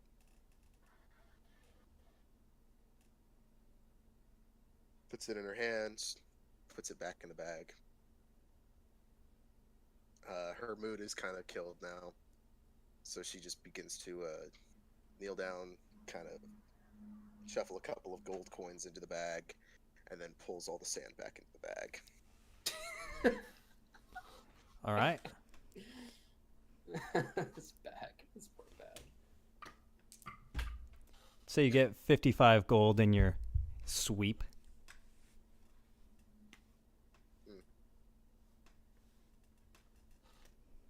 Bella's kind of like calmed down now, and she begins to look for anything of use. Weapons, rope, tools. Give me an investigation to see if you can't spot anything like that. 10 plus 3, 13. Looking around for anything of use, any tools, any weapons. You don't see anything like that. Nothing. No sword, no dagger, no quarterstaff, no sickle. You don't see any tools, no grappling hooks, no ropes, no torches, nothing of the like. You see wealth. You see the embodiment of greed. But nothing... Book? No books.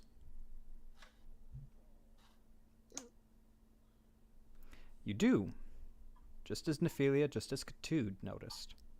A few mundane things lying about. They seem very out of place. As well, I think, now you realize Alastor's yelling at you.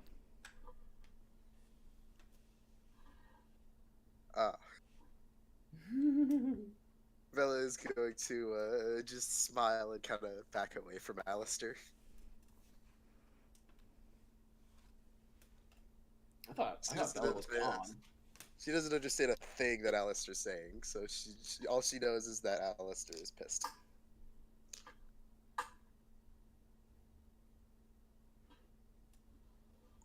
all you're gonna hear from him is no, no, no, no, no, no, no, no. You don't get to walk away. Bella is now currently skipping backwards away from Alastor, and is now currently smiling. Just a little crack of a grin. All right. Is it like a sheepish grin or like a shit-eating grin? Like, I wasn't totally, under a spell a second ago. just you know the grin that the little kid gives you when you know she's done wrong? Mm-hmm. Ash, you know that face? It's that face. It's that face. All right. So as Bella is skipping away from a very upset Alastor, Nephylia is approaching one of the mounds of gold, which, half buried in it, she sees a cloak. It shines with the light as it is cast off of the gold, but it otherwise seems quite out of place. She's gonna kind of like pull it out of the pile and like hold it up and just say, well, this is really strange. Why would this be in here? It is a lovely cloak. It is kind of purplish in color, but that dark purpley black color. It seems very well made, and there's No damage to it at all.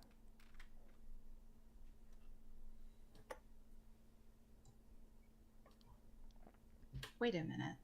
All right, she's gonna keep holding on to the cloak, and she's gonna look at the next mundane item. And as you're approaching another item that seems out of place, Ketud, you have reached this gilded table with small stacks of coins, and a letter, and that appears to be a cowl that's holding some amount of gems and coins in it, almost like a bucket. Ketud's gonna pick up the letter and inspect it. You pick up the envelope. It is unlike the other letters you have found in your travels in this strange land. This is not sealed by some wax stamp. It is simply folded closed. Ketud will open it and try to see what letters, what language it's written in. You open it up and take a look, and it is written in the common tongue. What does it say? You seek your egress, and yet you fear the fire. You must not fear the flames.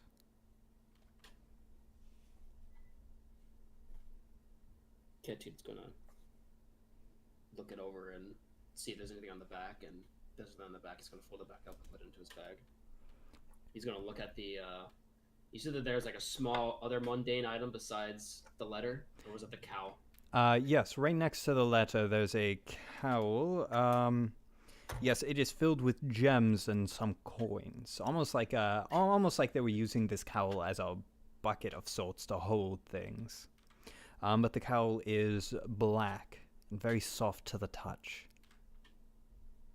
Ketud's gonna pick up the cowl, by a hoodie, I guess, by the hoodie, and just carefully dump the coins off of it and look at it. Alright, you pick it up and gems clang together as they slam into one another on this table. Coins clink. And you have in your hand a cowl. It is black as night, and it is so soft to the touch.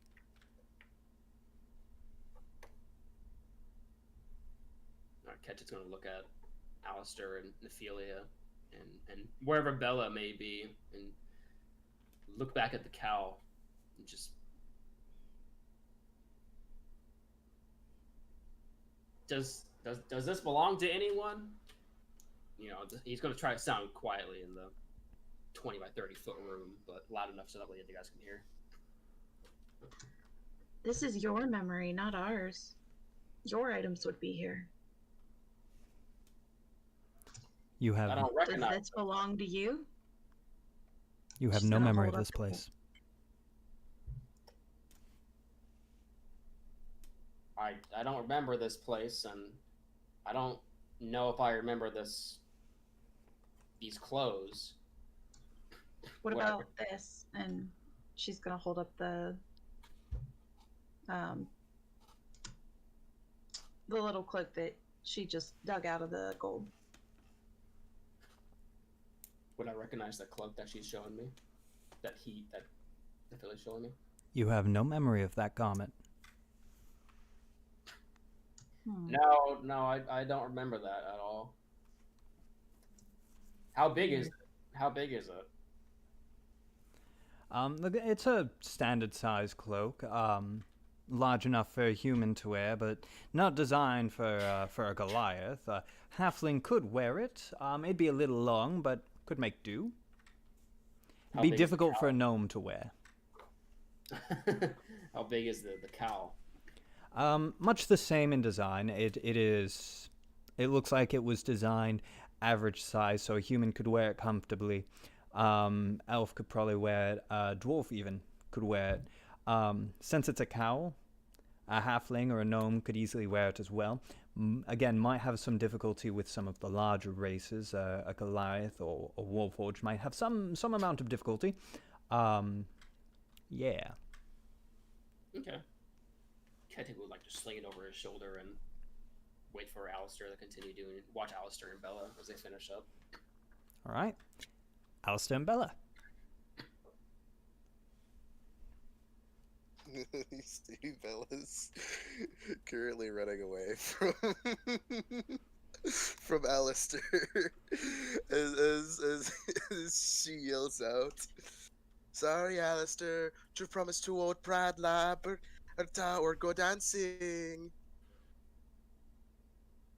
She pirouettes away.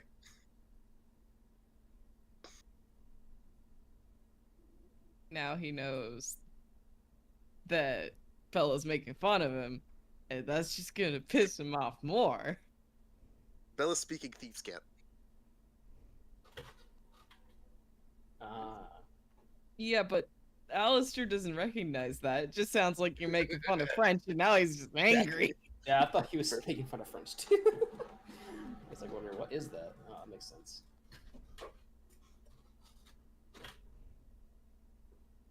No, Alastor's going to catch Bella. He's going to. It's going to happen.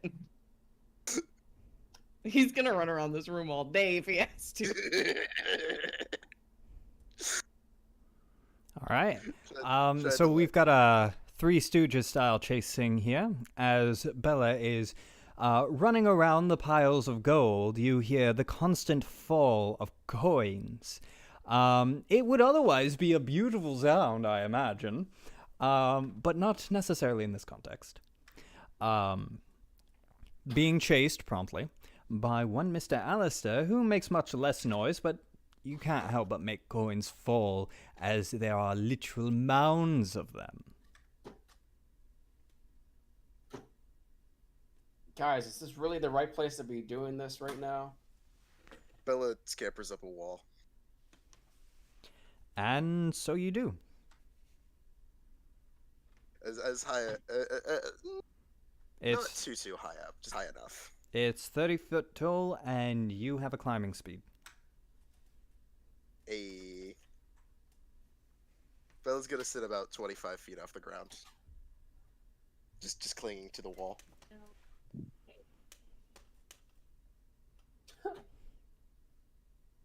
You just Alright. hear et tout de fromage, Alastor. Oh, I have no idea what I'm that gonna get you. Fireball! Oh. Oh, No he's fire. tempted. He's tempted. He's getting there. Ketu just wants to look for more mundane items with Nephylia. Compare cloaks. These two out. are over here doing actual work, and these two stooges are just. You guys are gonna wake up the dragon. He's gonna hear his gold kinkling everywhere. He's gonna be like, "What the fuck? I didn't think that there I was won't hear it something now. in I'm up on the the wall. treasury." He's gonna bring fire down the hole. Bella's currently climbing horizontally across the wall. So, Nephylia, you're heading towards another mundane appearing object. Yes. You find a small leather pouch. It's rectangular in shape and sits on the floor, not terribly far from the gilded table that Ketud was at. I'm going to inspect what's inside. You open it up, and within this small leather rectangular pouch, it appears to be a deck of cards.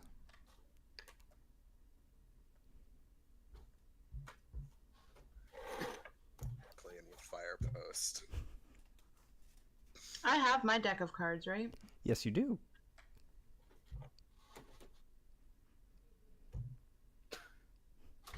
Okay.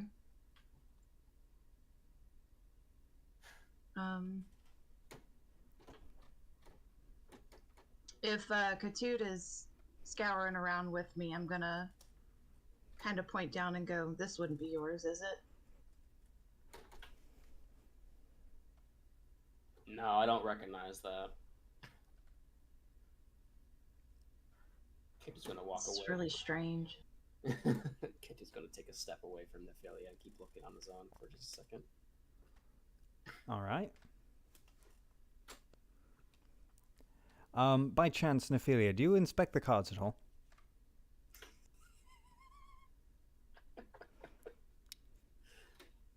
Would I not be able to see him, like, when I open the pouch, do I not... I assume I don't see the image then? Yeah, it's just like you open it up and you just see it's almost like if you open up a regular deck of cards, you see the tops of them. Oh, okay. Then I will... Do it. Don't you fucking do it. Don't you fucking Don't do say it. anything, you goober. I won't say anything, but I know where this is going. I guess you would pull them out to inspect them. All right, so you draw a card. No. Shut. What do I see? As you draw a card, Flip. you pull out a card and you take a look at it and you see the image of a wolf. It seems to move around on the card as if it were alive, and yet does nothing. It is not the deck of many things. I'm not giving that to you guys. Thank God. Oh, thank God. My heart stopped when she pulled the card. I hope you realize that. I know it did. I'm, Don't quench curiosity. Neppy is gonna find this amusing, so she'll add these to her pack. All right. Oh my God. So, Ketud, what were you doing again? I mean, I saw Nephylia messing with something. It wasn't mine, so I looked away, took a step away to look for something else, possibly amidst the clamor of jewelry and gems that are probably all illusionary and don't us at all. You see one more mundane item amongst the piles of gleam. It's a pair of items, actually. You see a small stone cat. It's small enough to sit in one's palm, and it lies next to a similar effigy of a cat of pure iron. They are separate objects, but they are in similar poses. They are in a comfortable resting position, as if they were asleep. They lie on the floor with stray coins.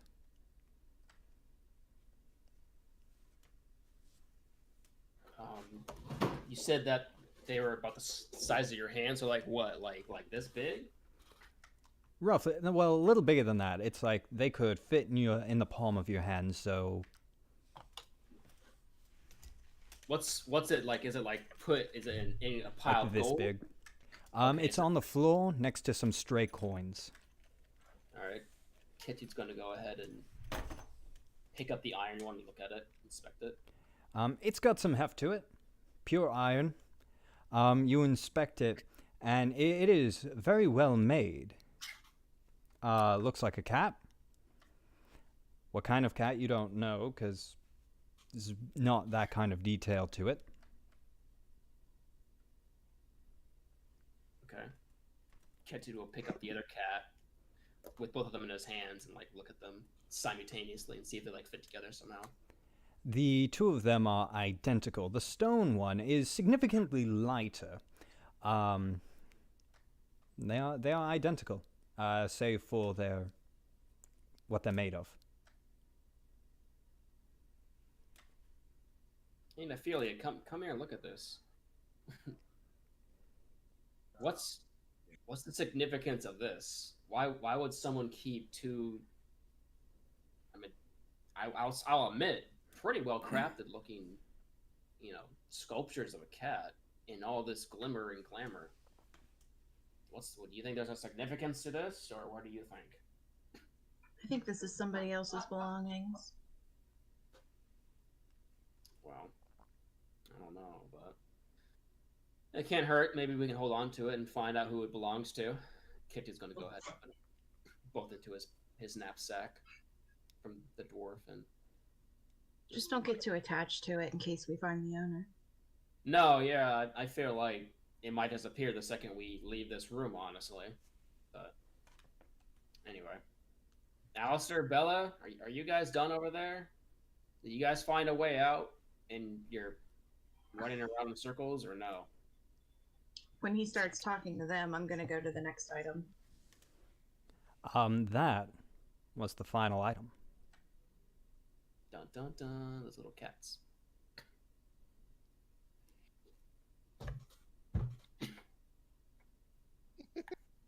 All right.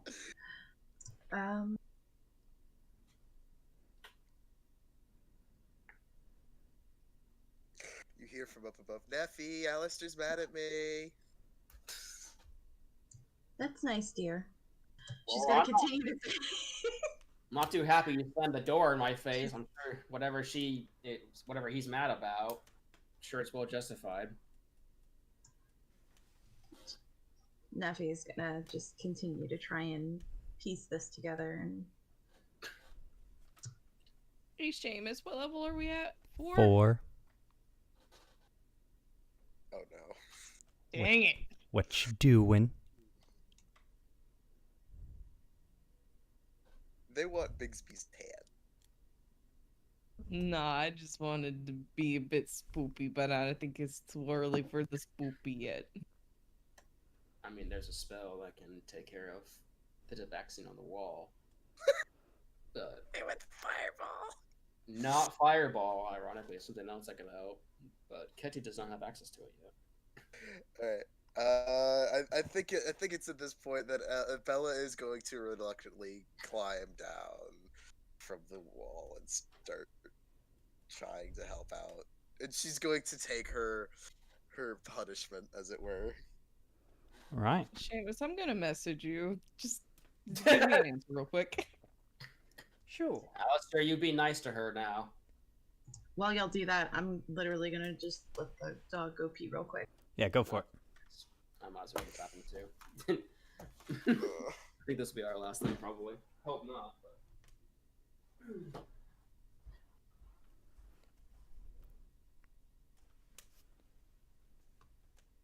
Waiting on Alastor to send me whatever they were going to send me. What's going on?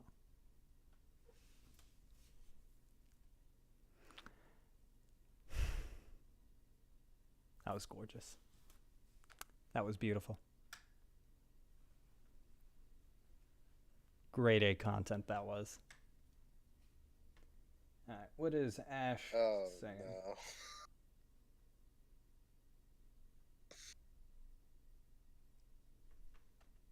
Yes.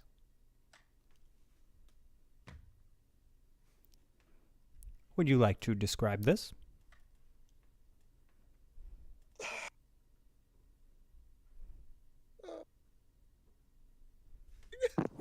Oh no!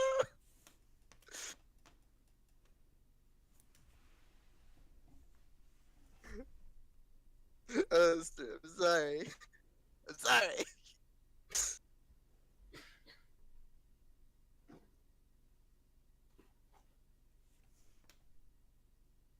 Sorry, my light fell. Anyway.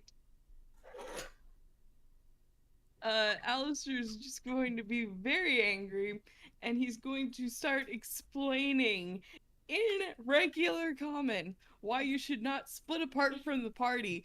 But as he's yelling, you're going to see his shadow start moving on its own, with its own creepy, like, presence making itself known. Oh, shit. Bella, that's not the first time you've seen shadows move in this strange land.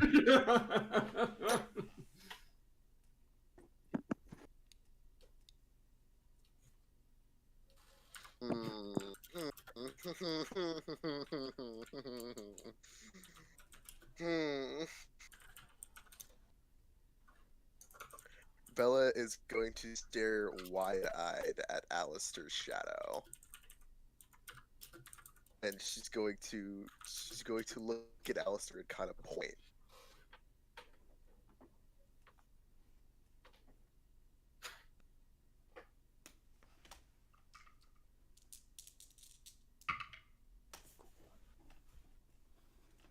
Or is Alastor still just going off the rails? I mean, Alastor's probably going off the rails still, but even if he does look back, he's just gonna see Shadow and he's just gonna go, "What about it?"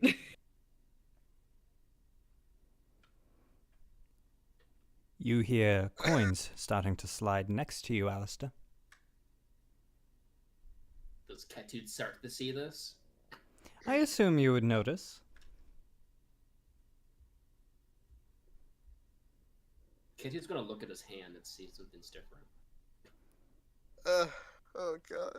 Your hand is as it was. Pitch black. It hasn't spread at all this entire time? It doesn't appear to have spread. Does it hurt seeing this entity start to fall out, or no? It stings, but it has stung for quite some time. But it is no more, no less pain. Bella's gonna just kind of shrink away even more from Alastor and kind of bury herself in the corner a little bit. Just her eyes widen, watching the shadow. As you watch the shadow, you notice that some coins are starting to slide underneath the shadow, revealing what appears to be a mirror.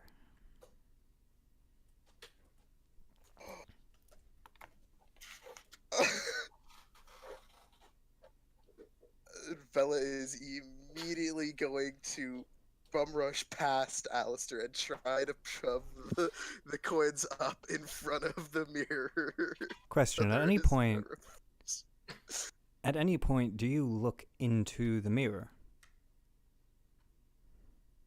I would assume looking into the mirror because I am pushing up. I need a coins. charisma saving throw. Shit. Here we go. Oh wait, charisma's my good one. Never mind. Oh, that's 10. Oh no. Alastor, you watch as Bella is bum rushing towards you. Well, adjacent to you. And then is gone. You gotta be kidding me. Bella! You No. feel almost like you're falling. And everything around you is so cold. And in front of you, it's almost like there's a window, and you see from the perspective of the mirror. There's Alastor, there's the wall you were clung on. You can't see Ketud and Nephylia, they were that way. You look around you, and there is nothing around you. So, Alastor, what's up?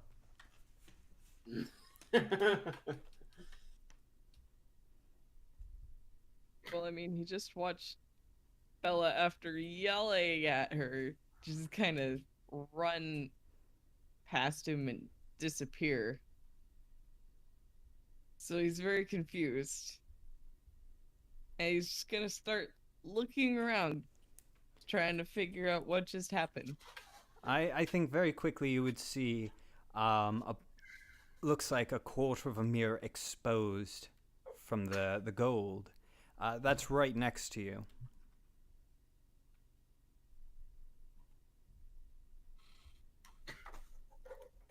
Alastor's going to remember the whole thing with the reflections in the windows and immediately make the connection of mirror bad.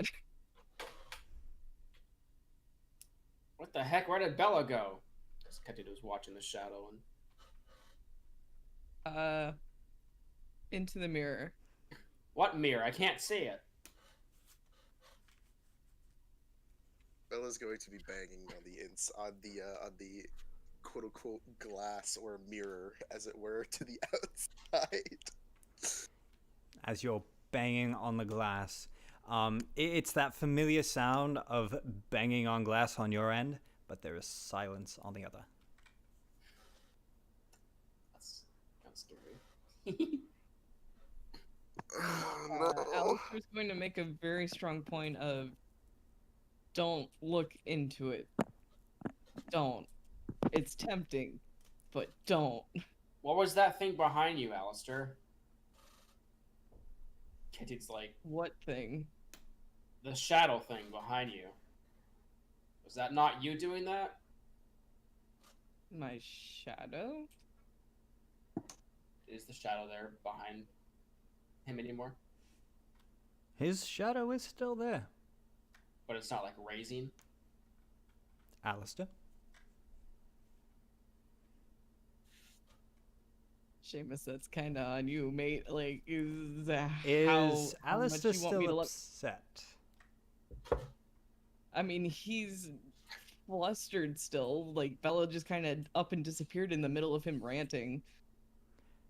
The shadow seems to waver slightly, but it's not actively moving as it was.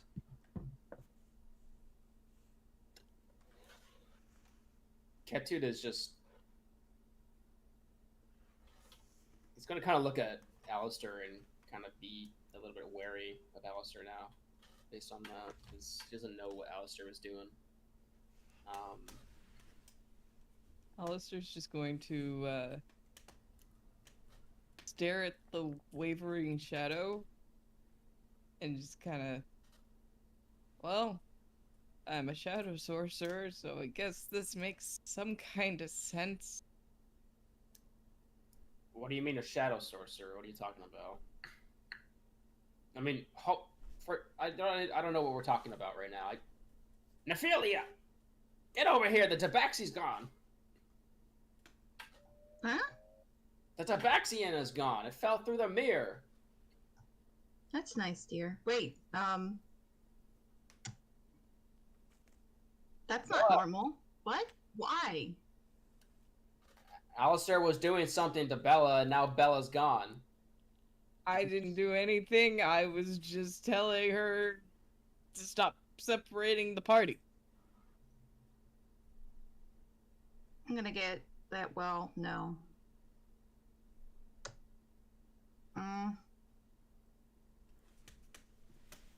Has anybody explicitly said out loud not to look into the mirror yet? Yes, Alastor said that.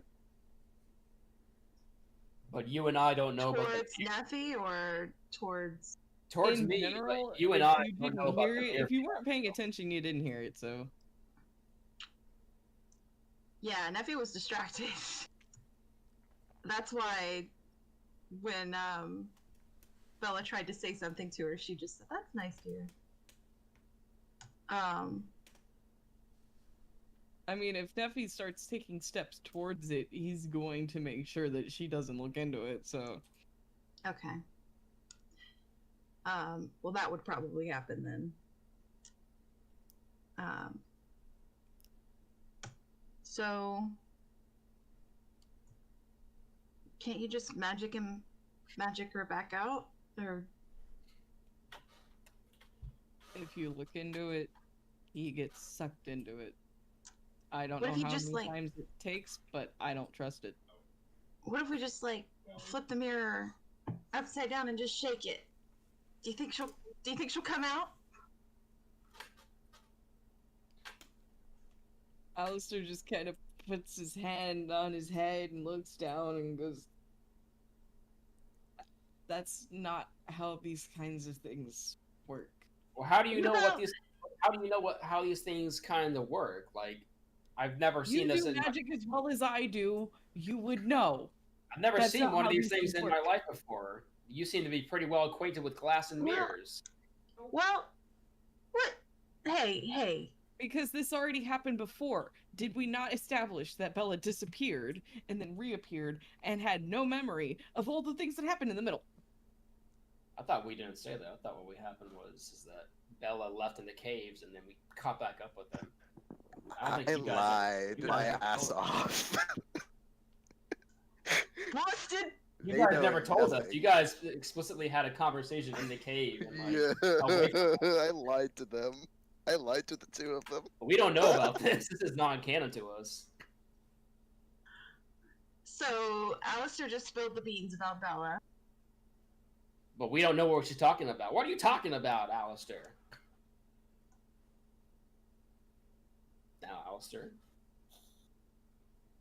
Seamus, for sake of I don't want to have to explain what happened in session like 2.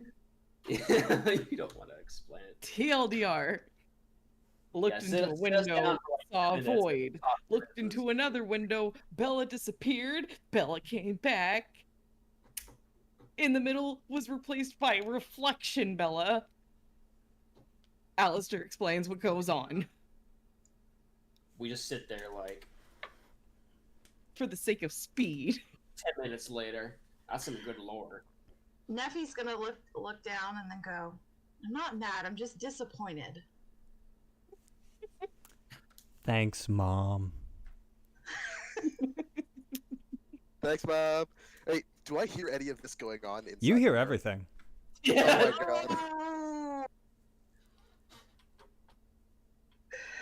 Alright.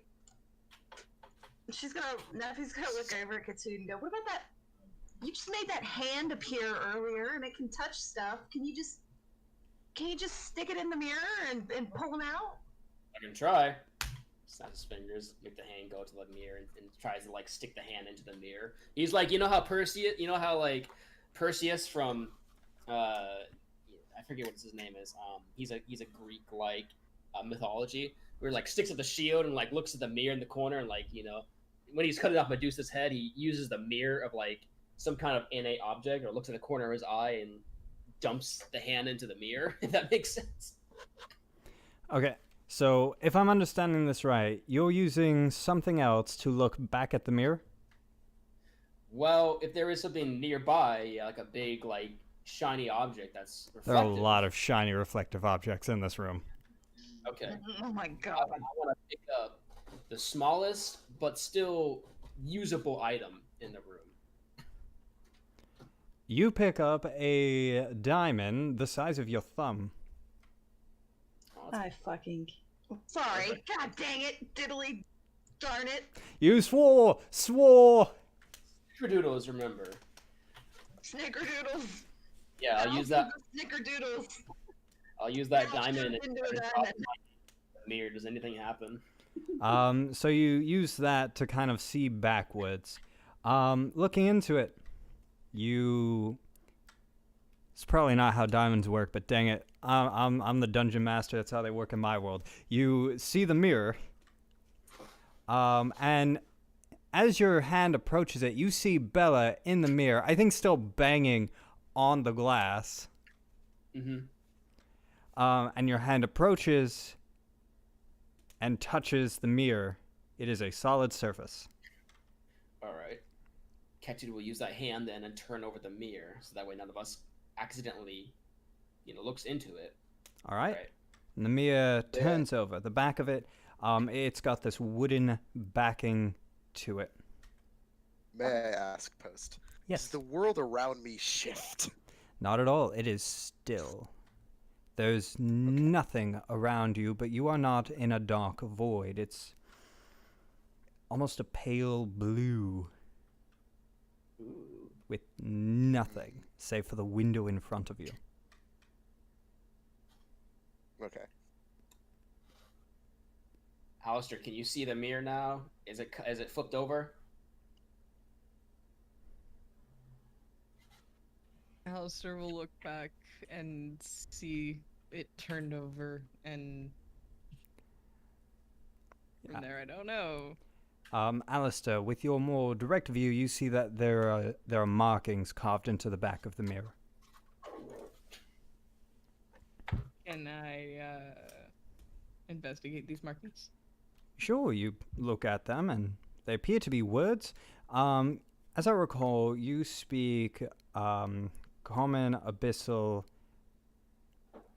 and what else? Just common and abyssal, and elven. And Sorry, forgot about that. they appear to be words, though you do not know what they mean. Yay. He's gonna call upon Nephi and Ketud to help decipher these strange markings. Neffy will walk over and does she recognize this at all? Nephylia speaks. What did Nephylia speak? Common, primordial, and Sylvan. You recognize them as words, though you do not know what they mean. I got nothing. Little halfling, it looks like you gotta use your magic again. My name is Ketud, and thank you. I'll try. Ketud looks at the back of the mirror as well. Is it in common or is it in halfling? It is in neither common nor halfling.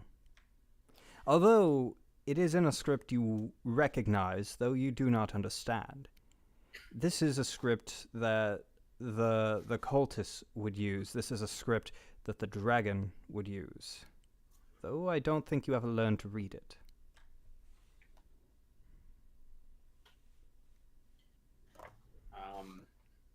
I think it might be in Draconic. Guys, I don't.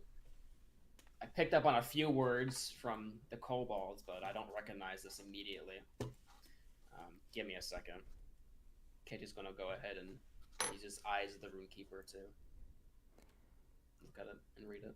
You watch as the markings shift. For you only, they glow and they burn a fiery green and twist themselves into shapes that you understand, into a more common language to you. And as they move, the pain in your mind grows stronger. It is nearly unbearable. Nephylia and Alastor, you watch as there's a stream of blood that comes down from Ketud's right eye. But Ketud, you see that this script, it translates to thief.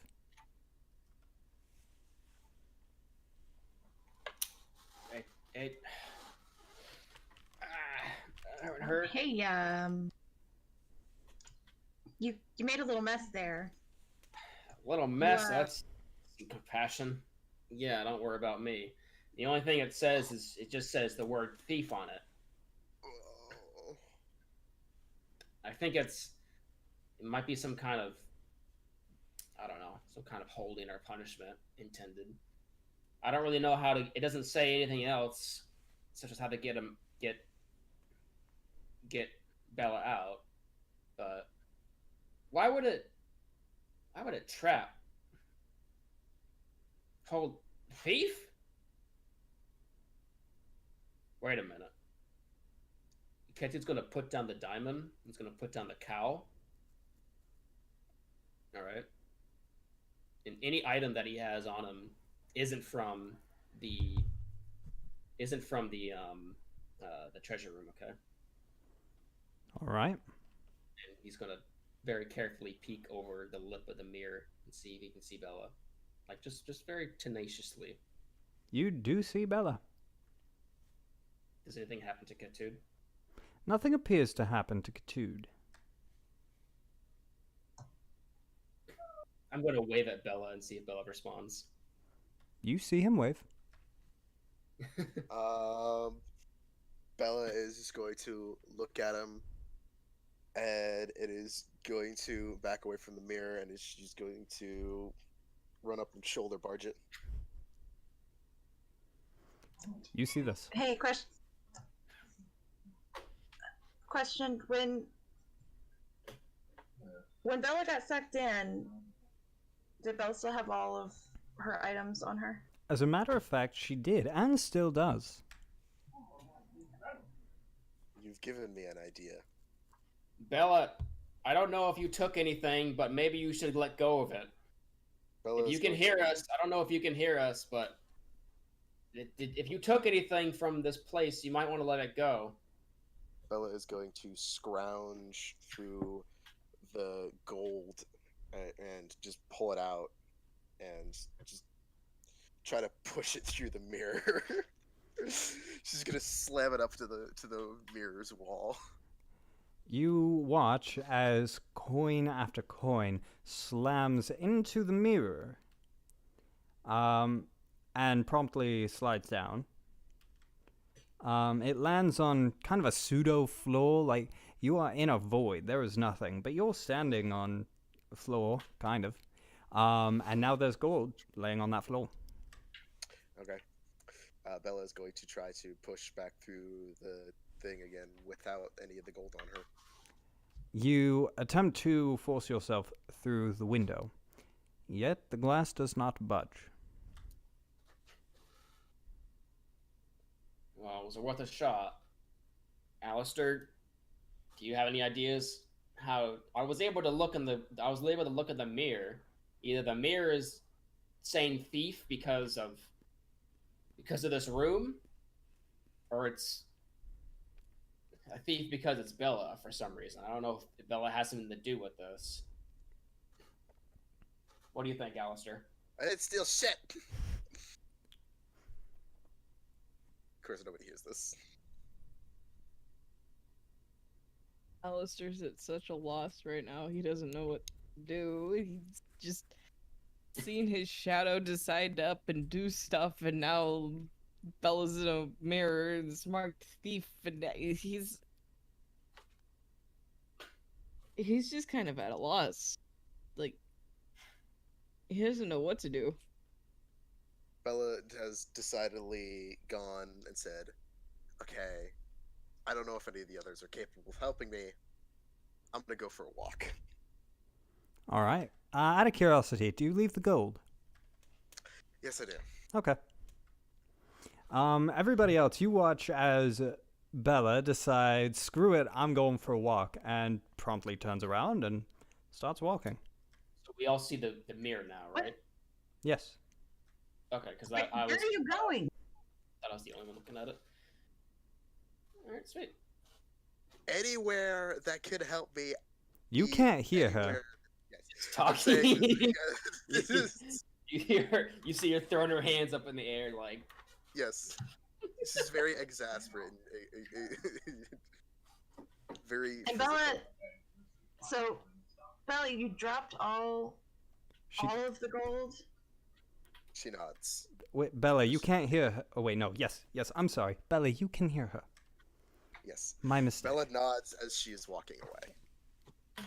And you tried to push through after you dropped all of the gold. She turns around, flourishes her hand, and bows, and proceeds to turn around and walk away. I wonder if maybe she stole something else from somewhere else. Like I remember she pulled out some of those silver tools from Alastor's house. I don't know. Maybe Bella has to get rid of those too. I don't Bella know. just dropped everything. You see her turn back towards the mirror and just kind of like side look them. Just slightly. She walks back up to the mirror, drops her entire pack, pulls the daggers, pulls the fur off of her back, pulls off the cultist cloak, and pushes against the mirror. The mirror does not move. She puts everything back on, grabs her bag, and starts walking. It was worth a shot. I think we should keep the mirror with us just in case we can find a way to get Bella out later. How big is this mirror? How am I carrying this around? It is a standing mirror. It's it looks like it's designed to be mounted to a wall.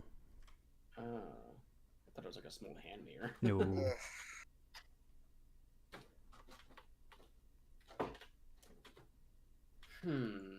No, this wasn't a materialize into. This was a fall into. Whoop. We could always smash it. I don't think that's a Bella good turned idea. around She said jokingly. and just go. No, we do not smash the alternate reality. We do not. No. There has to be a way to get her out. That's in here that we're missing. Neffy's gonna investigate around the room further for anything that might give her an idea, I guess, of Investigation.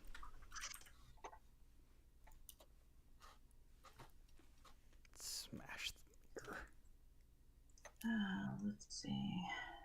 14. You start. Alistair's gonna walk away from the problem for a minute. You start looking around to see there's got to be something you're missing. You watch as Alastor walks away, taking a page out of Bella's book. Let's take a walk, clear our heads. Oh no, he's gonna go try to figure out how to play with the shadow now. Oh, okay. So you're looking around. You must have missed something. I think reasonably that mirror was under a mound of gold. Perhaps there are other things that you didn't see right off underneath the gold. So I think you would start moving some gold around to see if you could find anything. And you rolled a 14, you said? Yes. You do find a rather large leather-bound book. I'm gonna crack that open and take a peek inside. Taking a look inside, it is handwritten, and not necessarily in a language you know, not entirely. You're looking through, and you see that this... give me a quick intelligence.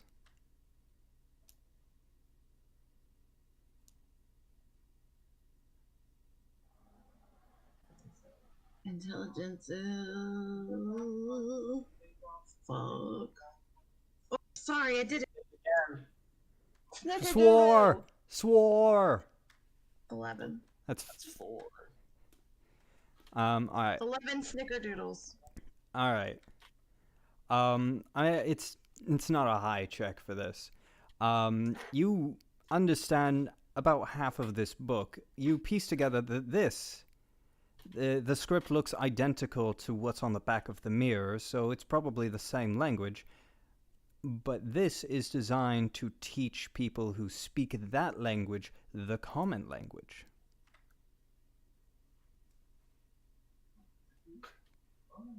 Huh.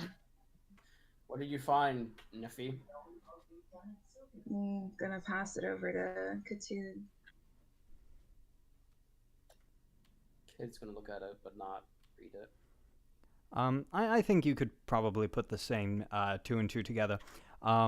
You do recognize this as a draconic script, although you cannot read it, not without trying.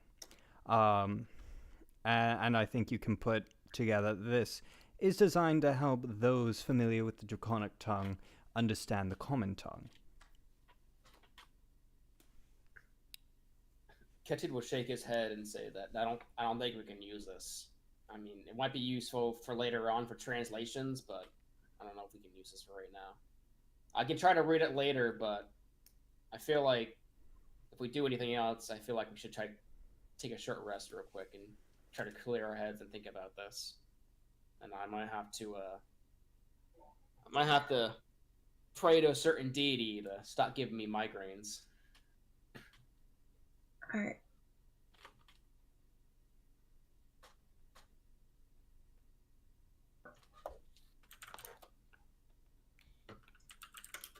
There's got to be something to this. But I don't know why it's not clicking with me, but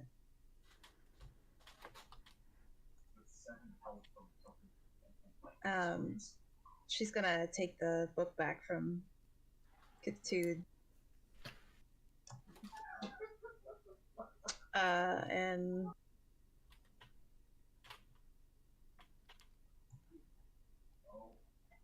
it's weird. Is there anything else upon her inspection that she finds, or was it just the book? It is a well handwritten book. There's some nice calligraphy in there. It comes with pronunciation. Looking around with a 14, that book is all you find.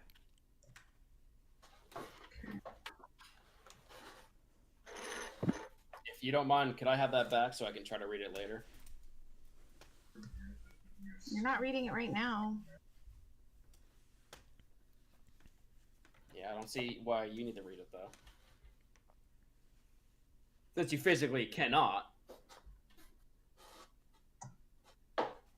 No more reading for Ketud today, thank you. Yeah, I don't need you bleeding out of the eyes anymore. Alright, then I won't read it then. Katie's gonna go and walk away and proceed to look for other things as well. If there's anything else that could help for the mirror. All right, give me an investigation. Only a 14. You realize that Nephylia found that book by moving around gold, and well, that mirror was hidden under a pile of gold. Surely there's other things. So you start moving around gold as well, and you find what appears to be a small flyer. Is it written in anything that I can read or no? It is written in something, though not in a language you know, and it's very, very different from Draconic. Does anyone... Alastor, what are you doing over there with your shadow?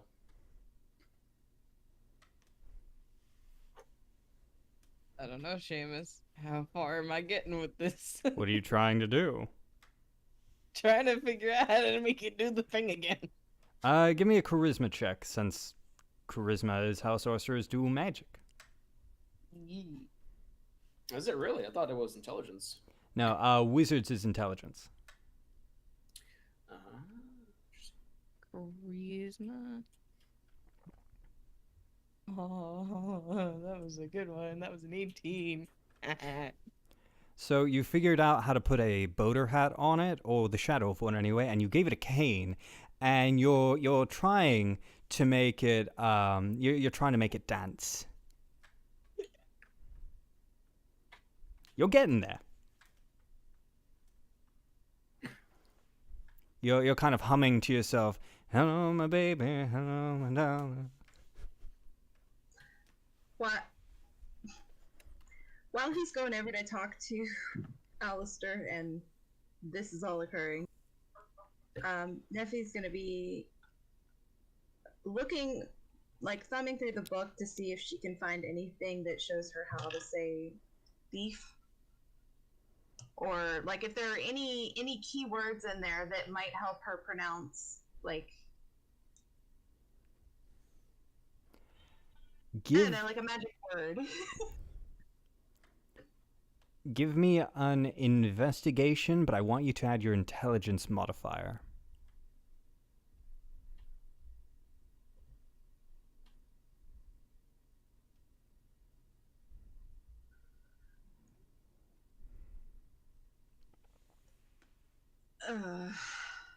That's a 13. You can't quite find anything of the sort. It is made difficult by the fact that this is... It's like you went to Mexico with a Spanish to English dictionary instead of an English to Spanish dictionary.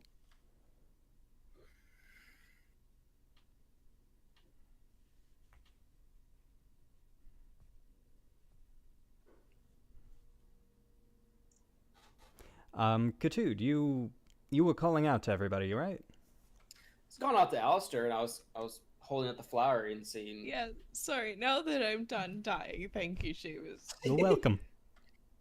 I'm just gonna stand like however many feet away I am from Alastor, because I don't know what the heck he's doing. I'm gonna say, do you recognize this language? He's gonna look away from what he's doing and look at whatever Ketud's holding up.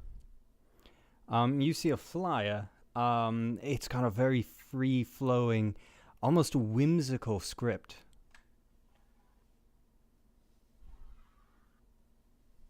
Does it look familiar at all? Not at all. He's just gonna kind of shrug. No? Okay. Nephylia, what about you? Do you recognize this? She'll look up and see if she can. It is a script you don't see often, but it is one you spent some time learning. That is the language of the fairies. That is Sylvan.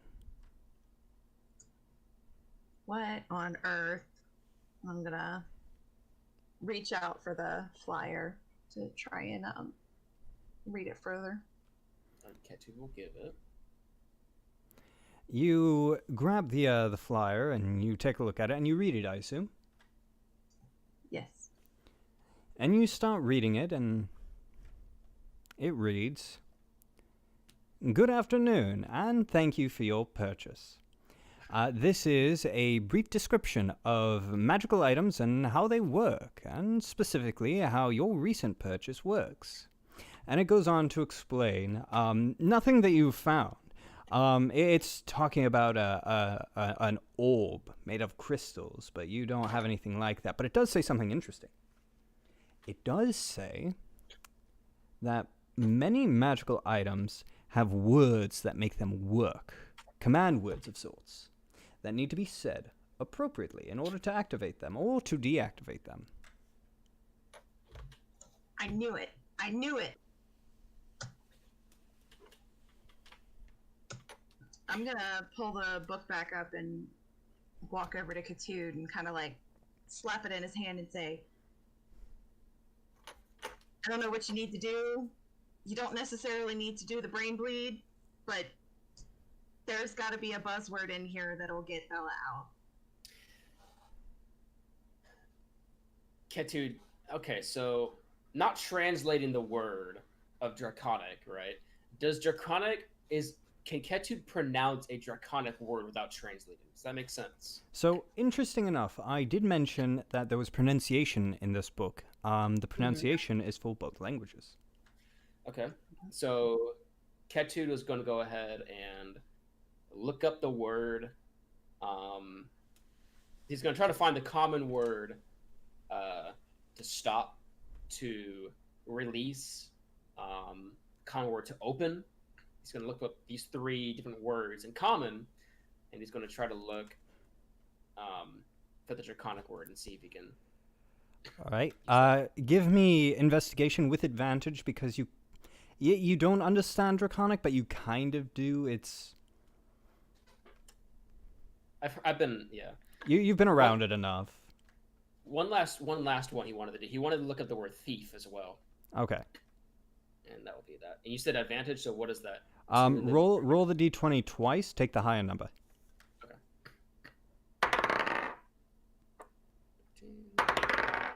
18.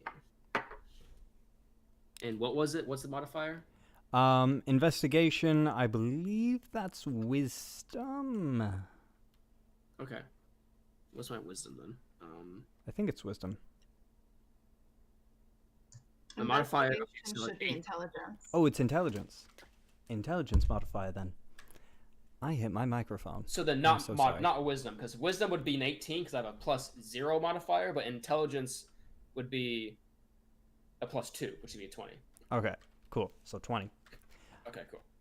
You start flipping through the pages, and you do find every word you're looking for. I imagine you probably have a little list writing it down somewhere. Yes. Thief, release, open, stop. I'm gonna hold up the mirror and I'm gonna say these draconic words in this language. Just start Gandalfing it up and seeing which word opens up the rock wall. All right. So you look at the mirror. You look at Bella like pacing around in there. Cease. Nothing. Release. Nothing. Stop. Nothing. Thief. Bella, you are expelled from the mirror with everything that you dropped in there. So you fly out, and right behind you, you're just pelted with 55 gold coins. Ah! Thank the lords above. Bella, are you alright?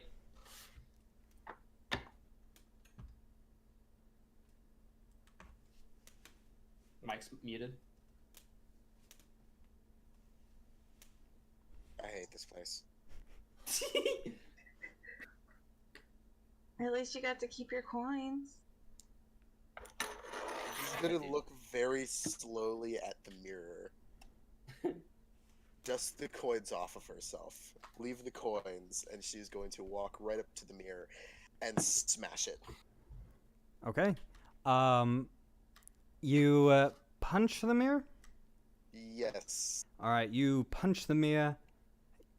You hurt your fist, but go ahead and roll 1d4 of damage. Oh no. 3. The mirror... There's a strange sound. It pierces your ears, and it's terribly unpleasant. The mirror is intact, but you're certain you've done some damage to it. Hey, I think you made your point. That hurt. Ow. Ketud is going to snap the book. He's going to put it in his satchel. Alright.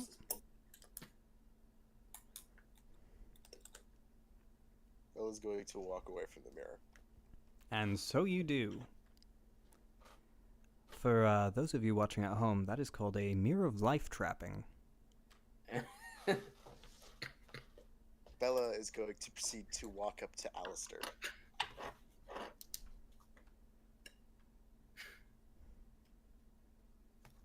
You having fun?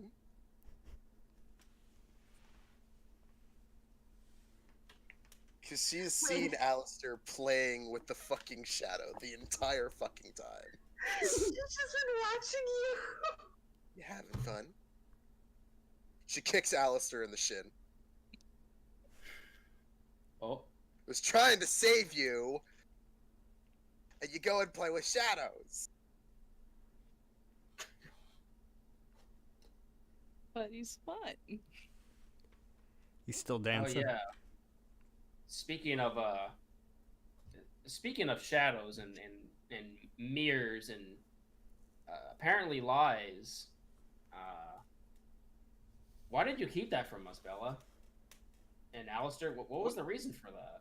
What am I supposed to say? There's 2 of me running around? Well, I mean, it sounded crazy to me when you say it like that, but consider this place. This entire place is cuckoo. I mean... What do you expect me to do? Huh? Bella trusted me with the information because I saw it firsthand. Yeah, it's not exactly something that we can go out and show somebody very easily, unless you want to look into that, go back, which I doubt you do. I mean, not Unless particularly. you want it to happen to you as well. Just going forward, let's strive to be a little bit more honest and open with our communication, okay? Bella, I got a question real quick. Yes. When did you get separated from us? A If you while. don't mind divulging that information. When I was upstairs. Upstairs. Wait, you mean in the dungeon or in the temple? In the temple. Oh, okay. Okay, so I saw you looking at that shadow that Alastor had. And I mean, you asked me a strange question some time ago back in Alastor's home.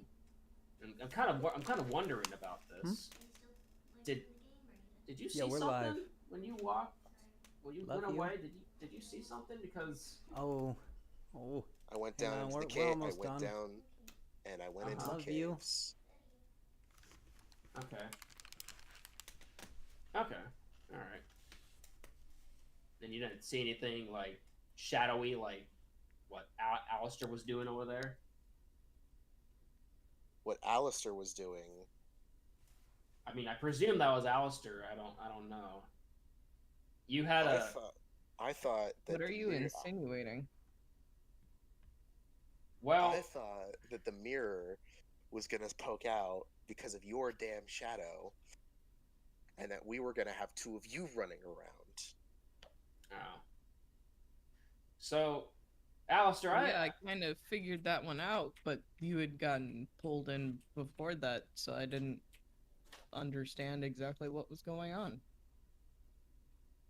So, Alastor, upon you telling us about you being a shadow sorcerer, is that what you said?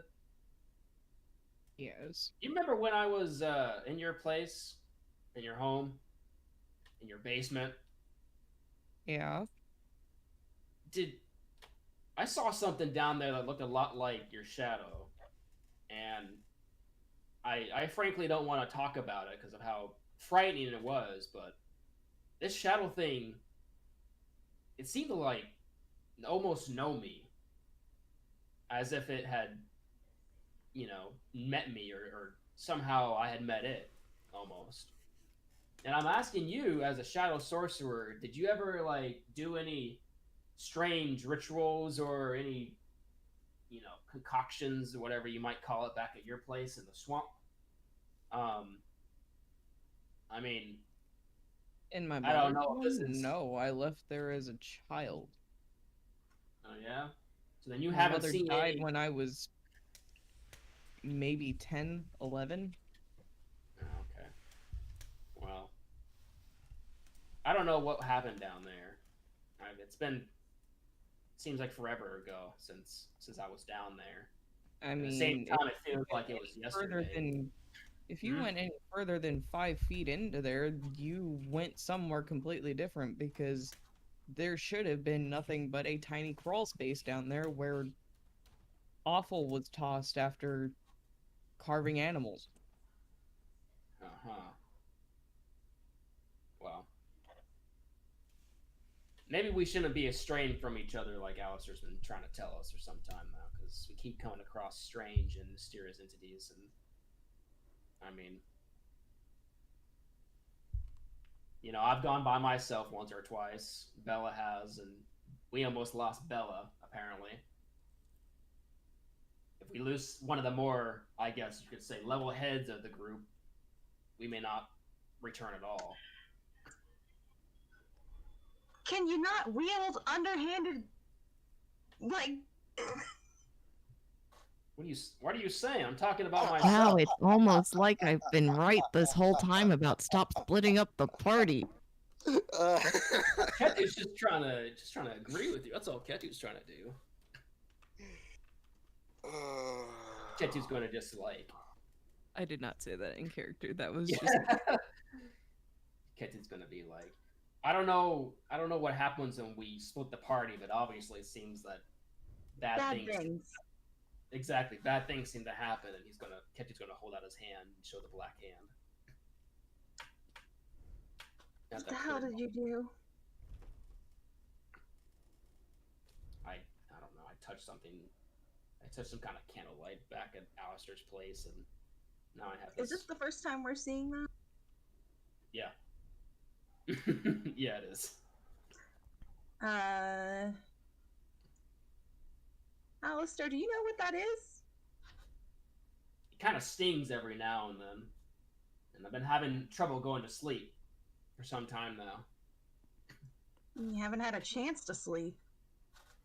Well, I mean, you're right. The last time we had a nap was in Alastor's home, and then I'm gonna grab his hand and just like hold it up to you and go, "What is this? Do you know what this is?" Would I recognize this? There's no way you would know what that is. Alastor's just gonna explain. I've never seen anything like that before in my life. Bella's kind of like sitting in between those, looks up, and then, you want me to cut it off?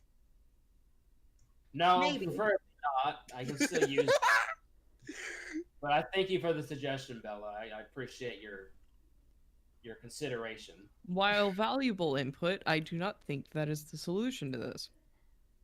Hey, if it starts to spread, I mean, Hasn't spread yet. I don't want to have to put you down. Well, hasn't changed anything about personality.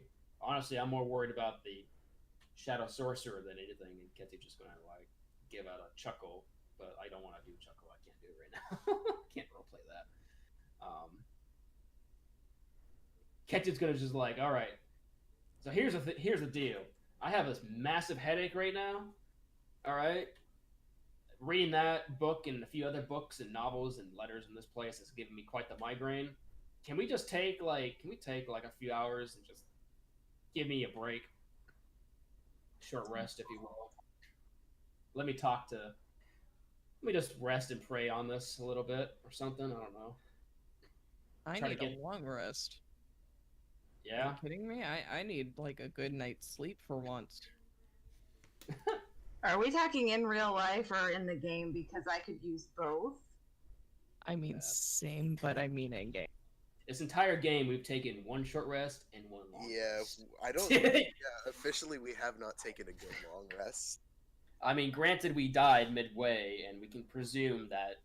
I'm presuming that throughout the entire adventure, it's only been about 48 hours, right? Ironically. That's enough to get points of exhaustion, though. That is, you're right. You guys rested twice. I didn't rest both times, actually. And thank God I didn't get any exhaustion on me immediately. Negative, anyway. I did exhausted, but anyway. Then we died and woke up after Naps a long... on a coin. Yeah.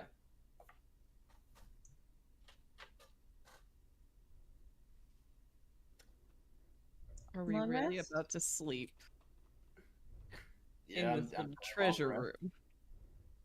I mean, nothing's happened so far besides that fiasco, so as long as we don't get into anything while we're trying to rest, then sure, I am expecting the army of kobolds to bust down the door, but sure, long rest. Seamus is smiling. Seamus smiled there for a second. I feel like if anything, it looks like this was a pretty well concealed tunnel. It was not easy for other people to find. You only found it just by stumbling into it. There was the dead skeleton, which proves that nobody's been through here in a long while. I feel like if anything, this is probably the safest place for us to try and rest if we're going to do this. It's like a little alcove. I'm down. Seamus, you said the mirror was a mirror of life trap? That is meta knowledge. You said it. Yes. To the viewers at home, that was Yeah. Viewers, yes. I'm not gonna touch that because you just said it's meta Don't- knowledge. So I'm not gonna touch it. Don't If it was a do. small handheld mirror, I would have kept it, but because it's a big mirror, like a standing mirror, I don't want to touch it. Darn it. Never encountered that before. That's interesting. So what you guys doing? I'm going to curl up with the nice little purple cloak. I'm going to make a little pillow and take a nap on some coins. All Ketu right. wants to put on the black cowl that he has and just... Because I don't think Ketud has any clothes still after all this time. That is a factual statement. You still have the threadbare tunic and pants. Ketud needs something to cover up. He's going to put the cowl. You have the so.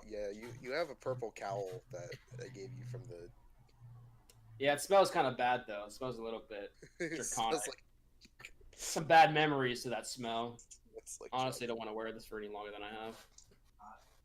Alastor here. is going to look down at Bella and explain, while I am still upset with you, I am done yelling, and I am very glad to have you back. And in his typical awkward way, is just going to pat the tabaxi on the head. Aww. Bella is still very upset that Alastor went to go play with their shadow while they were stuck in a mirror. She's just gonna Bella's shake gonna. and Ooh, walk not Bella. away. Neffy's gonna overhear the whole I don't want to use the purple cloak because of the bad memories. She's gonna get up without saying anything, walk over with the nice unkobolded cloak, hand it to Ketud, and snatch the purple cloak from him. And then go back and make her pillow and go to sleep. All right.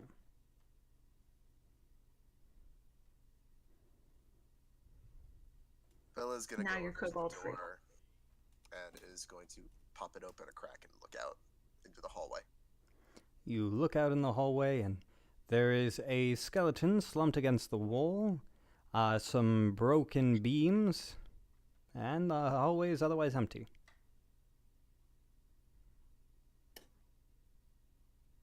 Well, seems that Nephylia wants to go to bed. Alastor, Bella, How do you guys want to split up shifts? We can wake up Nephylia at the end of our shifts.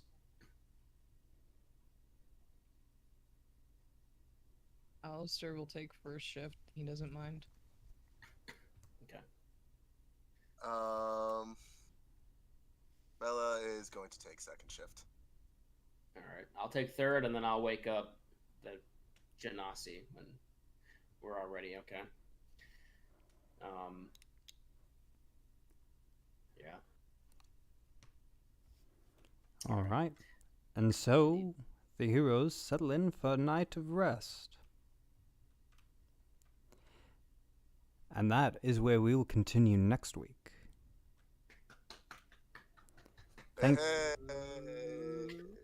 Thank you all so much for tuning in. I hope you have enjoyed our continuing story of the Forsaken Souls. Please tune in next week. It'll be Wednesday night from 8 o'clock in the evening Eastern Standard Time until our usual closing time of 10 o'clock in the evening Eastern Standard Time. I look forward to continuing our story then. Until then, thank you so much for tuning in. And if you're truly out there, good luck. Say goodnight, everyone. Knox. Night. Bye.